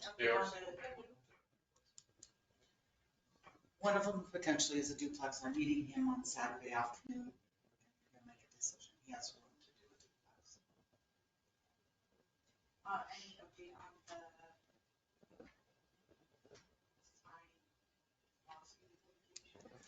the It's actually, yes, we did, I think it's scheduled for trial in September. There's some pre-trials coming up. I don't know, James might remember the dates through July and August. Yeah, there was one hearing in each month. I think it's scheduled in September. and nobody can have any decisions out of? Well, that would be between Mr. Greenbaum and their attorney. James, they're asking for an update on. Yeah, certainly. You're talking about Mercer? Yes, they are. Okay, so I was actually, that's fine. I'll deal with this right now. So there is a pretrial conference on September 19th. There is a omnibus hearing on the 22nd. And of course, we have a substitute judge on this matter. So Judge Jordan Allhands from Madison County Justice Court is handling this case because there was, conflict. Judge Art Behar was the zoning administrator at the time when they came in for their sign permit or whatnot. But okay, so here are the dates. August 22, there is an omnibus hearing. And what that means is we appear in court, we discuss what discovery is available, who the witnesses are going to be, and what pretrial motions might occur. And then on September 19th, there'll be a pretrial conference, and that will be at 1 p.m. in Virginia City. And again, that's just to reconfirm that the case is going to go forward to trial. Hopefully it won't. I mean, I'm hoping to resolve this. And then if that doesn't occur, then there is a trial scheduled for October 9th, and the trial would actually be here in Ennis because this is actually the venue. And I'm hoping to eventually meet up with the attorneys and try to resolve the whole thing. October what? The October? It's October 12th, jury trial. I'm sorry. Do they have to approve what? We have the burden. We have the burden to prove that the signs were not permitted after a certain point in time. But this is probably not the forum to go through all of that. I just give you the dates and the update on all that. It looks like October 9th is Columbus Day, right? So It's the 12th. Oh, okay. Oh, okay. I'm sorry. All right. Does the council have to approve any litigation? Is that what you said? Any settlement. Any settlement? About resolve. Well, litigation without going to trial. My question was, the town council have to approve that in terms of the settlement?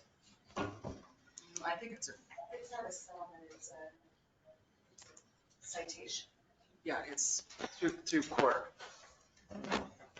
I think the settlement wouldn't be a monetary amount, it would be like, I can't even say.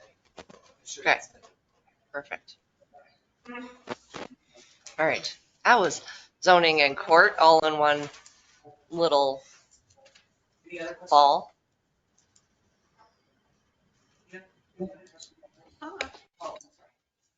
That's it. All right. Clerks. It was. So my regular duties that are listed on my report, and the other big thing I'm working on is budget. We got taxable values on Monday. Well. And they did increase quite a bit. But the formula that you have to use, even though the mills increased substantially, we're gonna be levying less mills.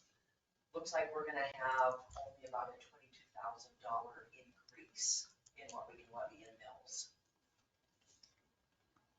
So we're getting all of the revenue side done now so that the mayor can take a look and compare revenue expenditure. And once she settles on what she wants to do, we'll come to the commission. In the work session? Well, and we're gonna try, so I'll kind of give that rundown in mind, because it's in my notes of the budget plan. Okay. Other than that,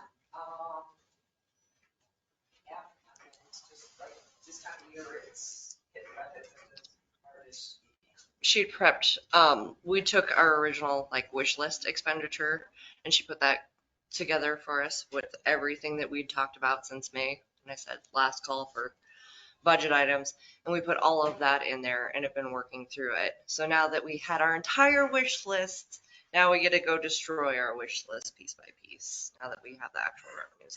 So she's prepped 3 separate ones that we've looked at so far in expenditures.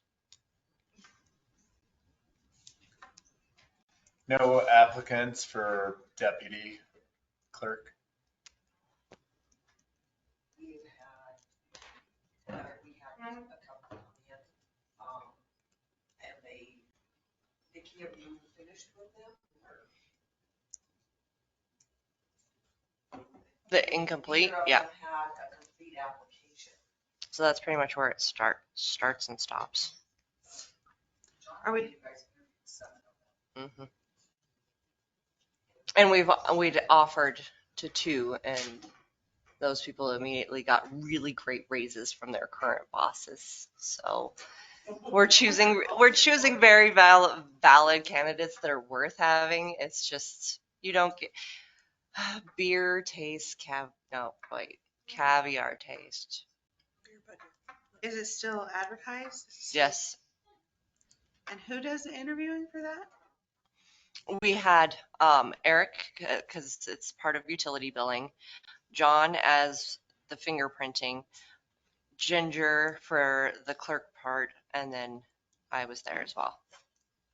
And then we have, before we ever enter an interview, we have a scoring sheet that is broke down on different categories of the application itself. So you score them all the same. I pretty much just cover up the name and go through the scoring process.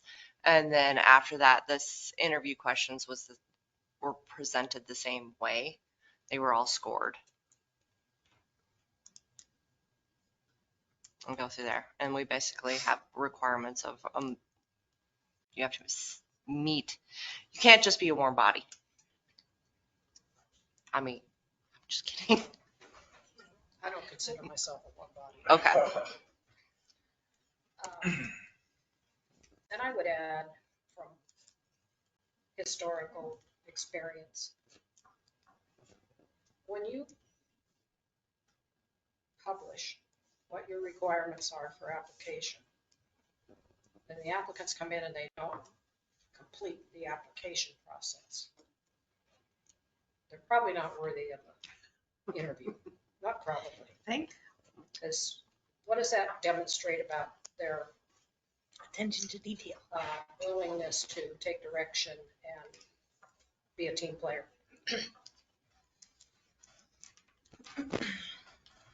Mostly my concerns become you are the training person becoming the clerk and recorder basically for the town of Ennis. And if you can't complete paperwork and application, then completing ARPA funds and things of that nature probably aren't going to go that well. But anyway. And for any position, if you don't take direction. Anything else on clerks? Yeah, every flipping day is a Monday. It has been. It's crazy. And it's not because there's less hours, it's just more and more strange. people. James, legal. Okay, so you heard a bit the update on the signage case that's pending. That's a civil matter, by the way.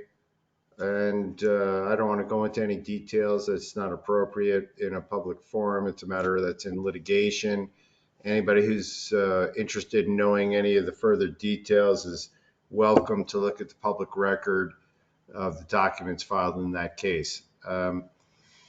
As far as legal goes this summer, and looking back the last couple of months, I mean, this commission, I mean, you guys have made incredible progress.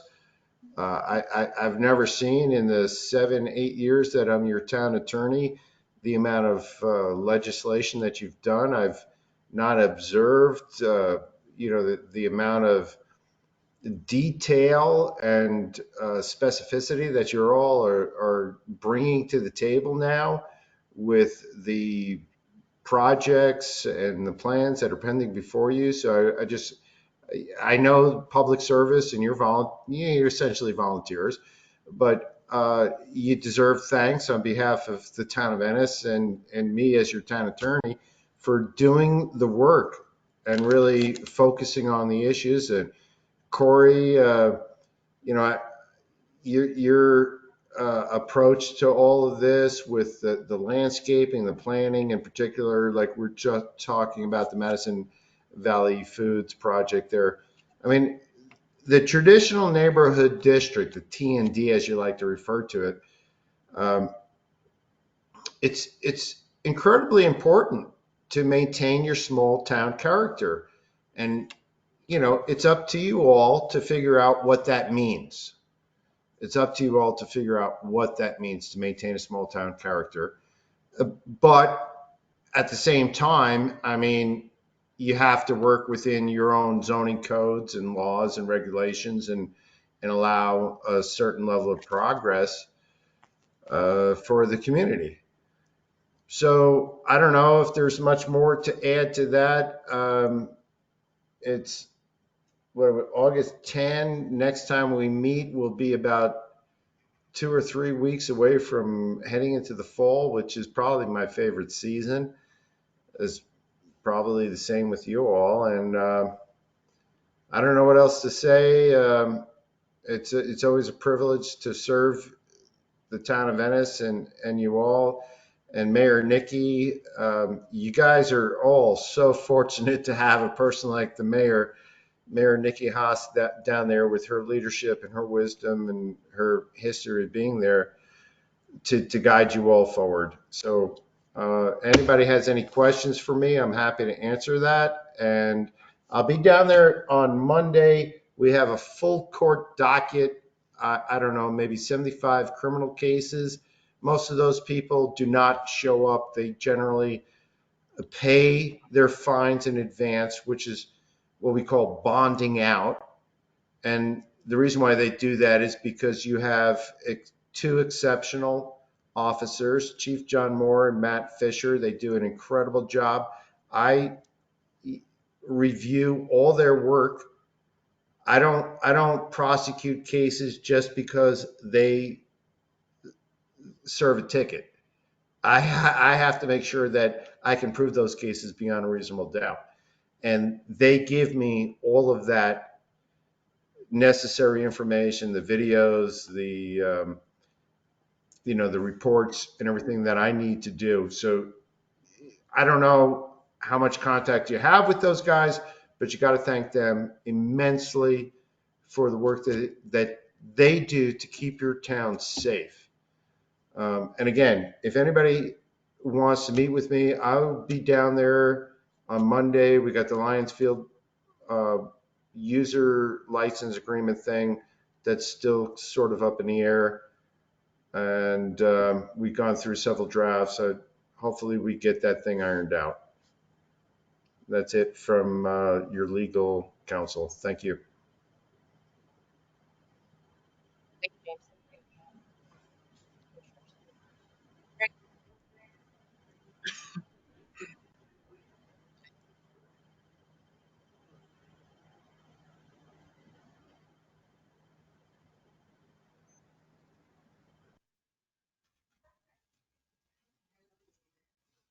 Okay. Karen got the library board. You're like, I got it. Okay. Brandy? I did look into the unmarked car thing, and it does say, in the state of Montana, it does not have to be marked, but it can only be used for undercover investigations or confidential duties. You cannot pull people over in an unmarked car. Can you please send me the code like I asked? The quoted code. I have just this. What is this? I don't know.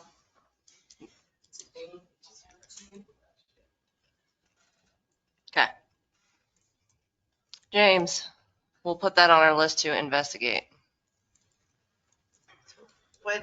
It's an administrative. What are we going to investigate? I'm sorry, I missed that. There has been debate on whether a police vehicle needs to be marked or not. So, I looked in law enforcement and I couldn't find anything. If you can double check and see if there's anything in code that and what the requirements are, that would be great because I need to know like now for budget. Okay, absolutely. I will look into that. All I can tell you, the knowledge and information I have right now is that there is no requirement for a marked vehicle. I mean, but I will absolutely double check on that. Thank you, James. Certainly. Corey. I guess I just, quick comment on the fuel island. I mean, my own personal decisions based largely on diversification of businesses. Through hard times for my own personal business, I've branched out into doing stucco, painting, drywall, sheetrock hanging, just different aspects. And I think the more a business can offer, I think the better. And that's a big part of, I guess, my decision on voting for the fuel island.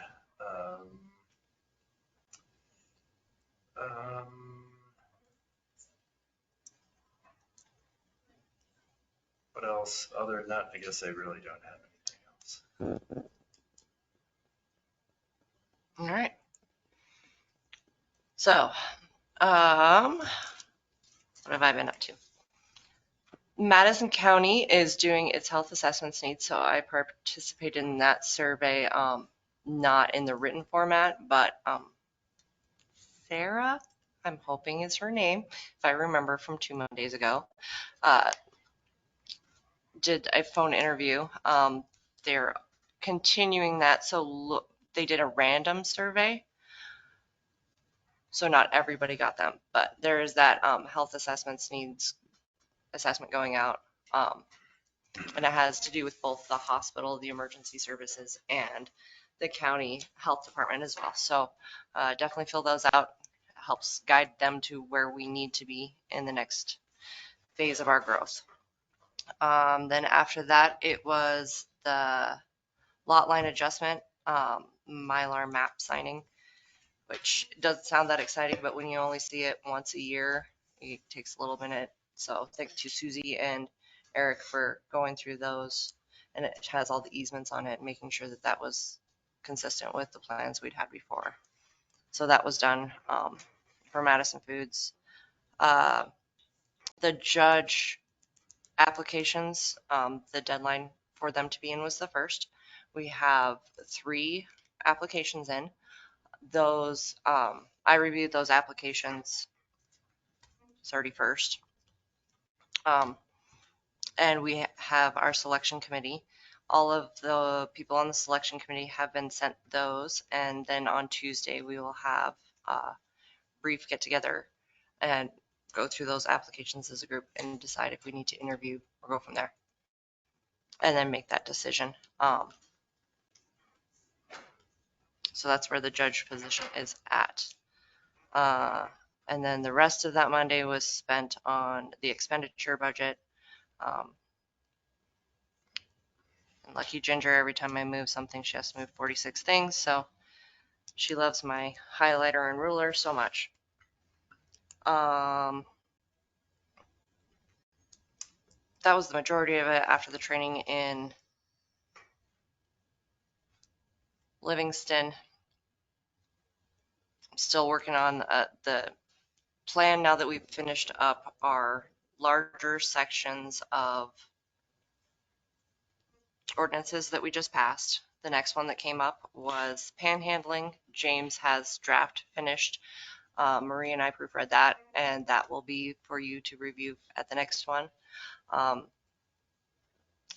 The document that Lisa was talking about, the zoning, that was the plan that I'd formed with James this fall, was to start reviewing that and then get copies to you, because we've all sat through these enough to know that we feel that there's much need for improvement there. So that has been pulled out of the deep dark and started going through, hashing out. I had grand plans for putting in for grant for the capital improvement. It was for 15,000 and we wouldn't be able to meet it, and there's not enough in the budget now that I've gotten the numbers in to figure that out. So now I'm back to trying to find more for that for the next budget cycle for the comprehensive capital improvement plan. So budget, I have final department meetings the 21st, and then I should be able to settle all those numbers that day and get you some stuff. I have a meeting with Karen the 21st and one with Eric before that to finish up his. We've gone through a couple times now and made adjustments. So every time I think we're done, we're not done. So that's the plan. And then if you guys, as soon as you send them out, look at them, you know, in groups, come in and talk to us if you have questions. You can set up time. You can grill me on why I put numbers where I put them and what they mean. I sent you all a link. Did you all get it? Check an email. So that's the link to the state site that has all your training budget stuff in it. Goes through your codes, your numbers, why we put things the way we do, to kind of help you go through those budget sheets and the numbers and what they mean and balancing that out. So they're not that bad to look through. And everybody in the office is really amazing. Only person I've talked to was Darla Erickson, and she's a great resource if you have questions as well. If there's something that I don't know, because I certainly have not got it 100%.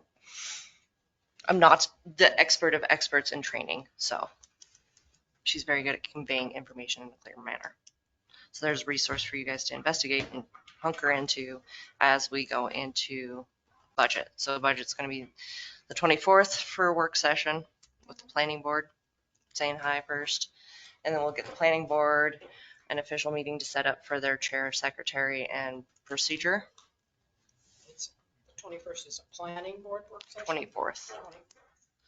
We're gonna, for the 24th. Yes, it's just work session of meet and greet with planning board and what the next step is for them. And start getting you guys organized and rolling towards the growth policy next.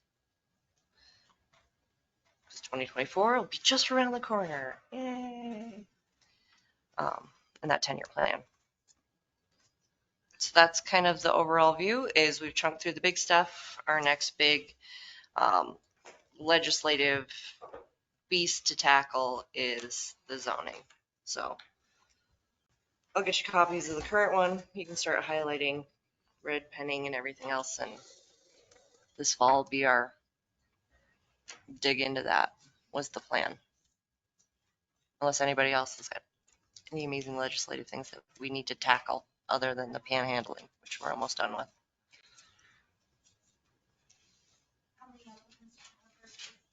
Three.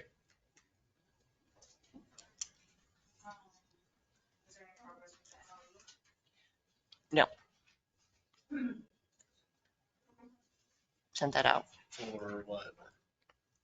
Dispatch services.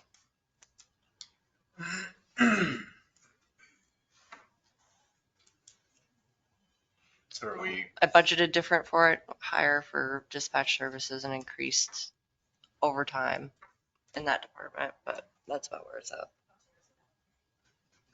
As part of the budget thing, I won't have a final answer because I don't really know what I'm after, but increase the amounts for dispatch. I mean, they've accrued more costs than everything's gone up. 22,000 sounds like a lot, but we all pay a lot more for eggs and bacon and road mix. So we'll stretch that the way it goes. Can you tell me what I need to do to work on the transport thing? Talk with Susie. You should know. You should? You should. What? We have to call the power company and figure it out. I think that's the first step. There used to be okay. You two are partnering up on that one. Thank you.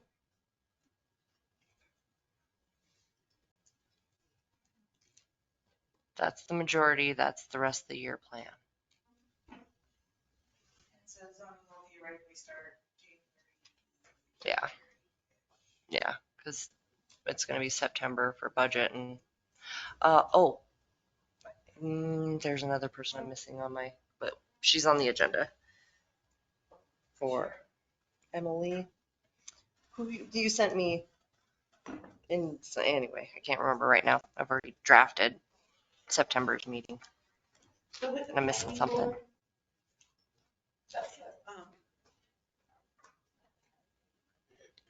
The what? The health assessment? Yeah.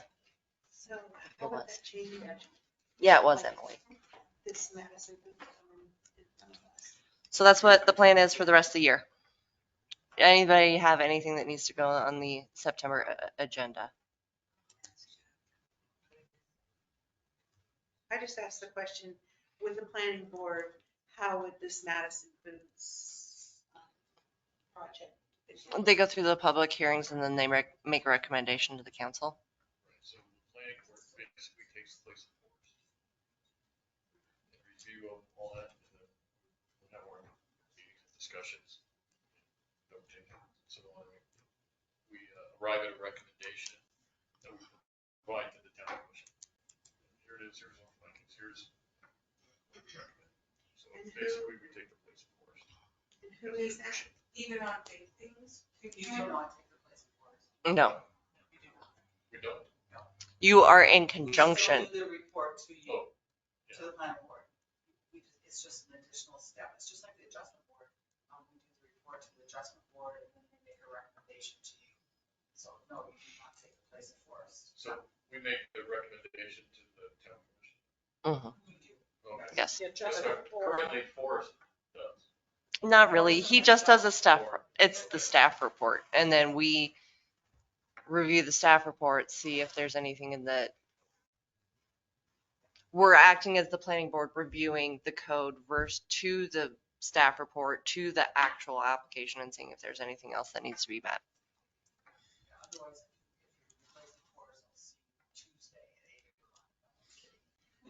I have a question about that. We have a zoning board, correct? Uh-huh. Zoning Board of Adjustment. Yeah. That has members. 5. And then when does it meet? On occasion or Yes. regular? Just as needed. And they've had a couple of meetings.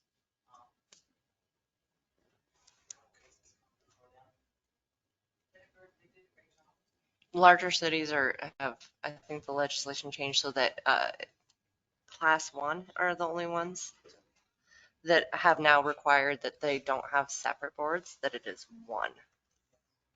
But they didn't put that stipulation on us, which I get. And at the same time, I'm like, you have thousands of people to choose from. Do you know how hard it is to gather 7 and hang them? Like, please stay with us.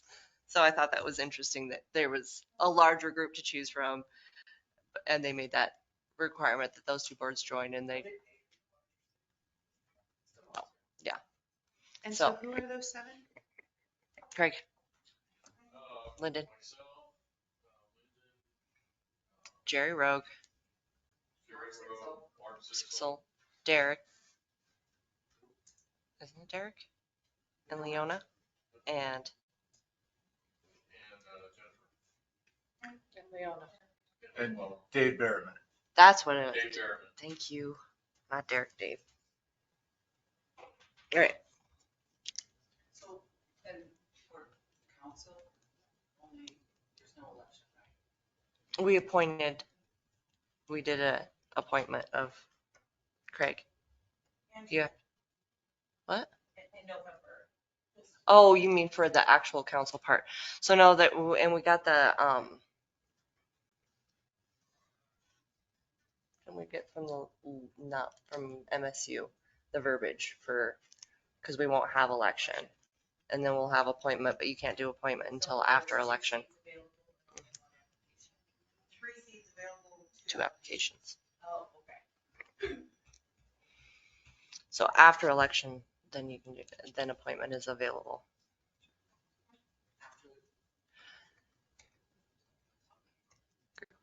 Yeah. So there won't be election after the election time period date. 1 mile radius. I have to look. People in 1 mile radius. All right. That's not true. That's not for No, council. no. That's for the planning board. For planning board. Council, you have to put it in city limits. No, it's only city limits. For more than 6, no. 2 years is more. That's funny. All right. Anything else that needs to be put for next agenda that you can think of? Okay. Claims. I can't even remember where we were at. I think we were at you. I Okay. I moved to. Move to adjourn. I, please. Okay. Anybody wants, we'll make a copy. This is the like brief rundown that the league put together of the legislation and how it went. I have some circled items that we're still watching. Okay. I told you I would bring it, so I brought it. Anybody want it?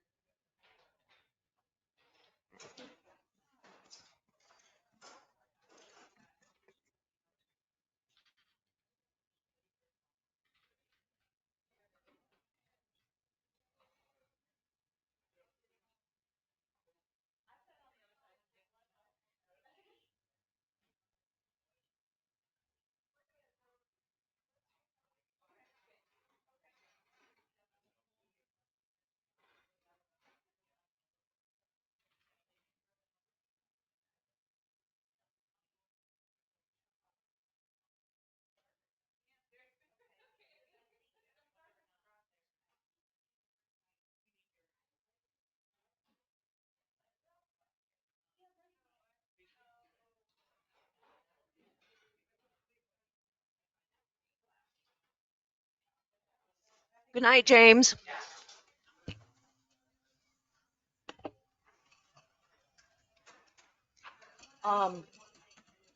Yeah, I'm really feeling that strongly, really strongly. I'm not gonna sign the plans tonight. I'll come in and sign stuff when I can actually see it. That's fine.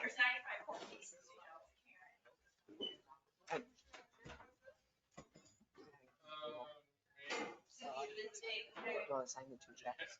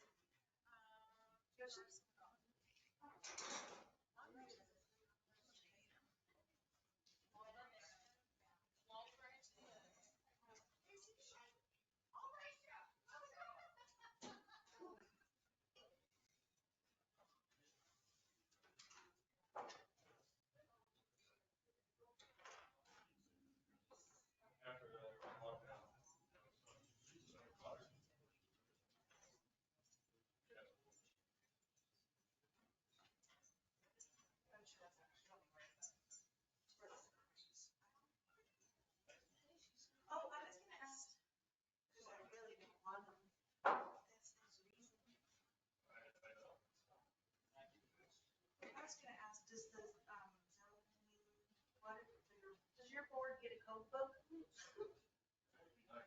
I don't know how else we can get it. Look at everything. You would get a quote. Don't you get, has she given you one? No, as a, I do. I have. But Nikki was asking about the planning board members. There's 7. So we would have. Maybe not. I don't know, she gives the whole book or just the chapter. I don't know. I just feel like. Don't be bummed. Yeah, it's a hard choice and it super sucks. But I just, I was thinking, I wanted to be done right and the fact that it's changing the colors and lighting. Maybe I still don't like it, but I can't say,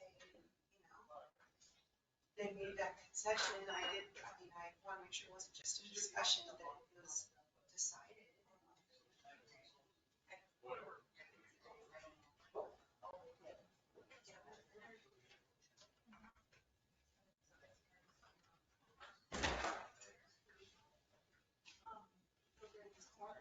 I don't really know what. There's cameras there, and there. I was thinking. Yeah. And she won't take it off, so we're all gone. Doesn't matter.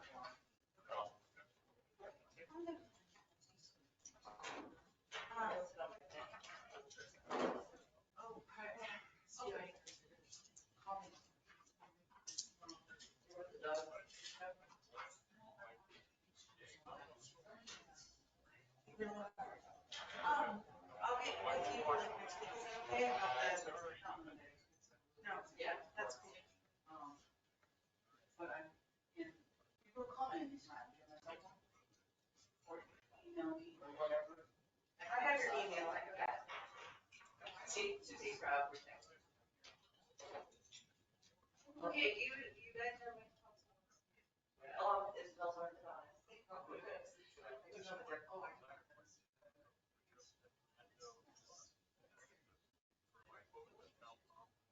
I forgot that you were.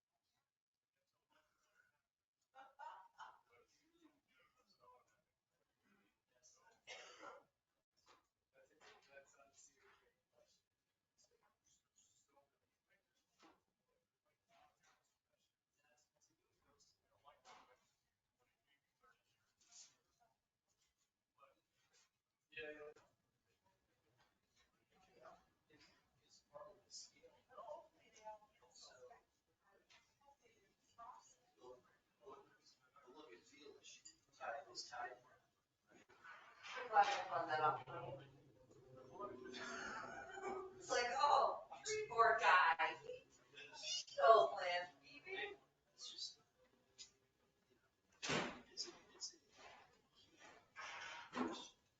Sure.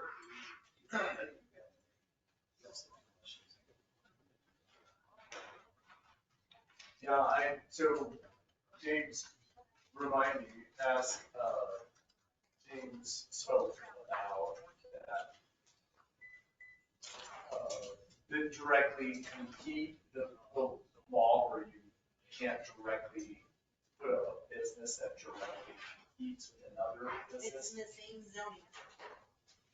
If it, is that what the rule For is? the commercial CCR. So that is, so that would be like town pump. So this is competing with town pump directly. I looked into it though, because there's a.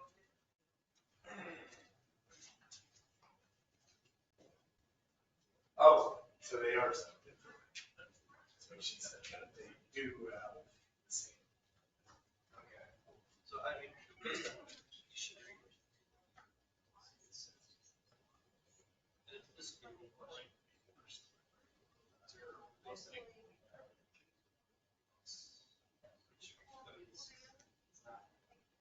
like some of that stuff, language. You know, this is.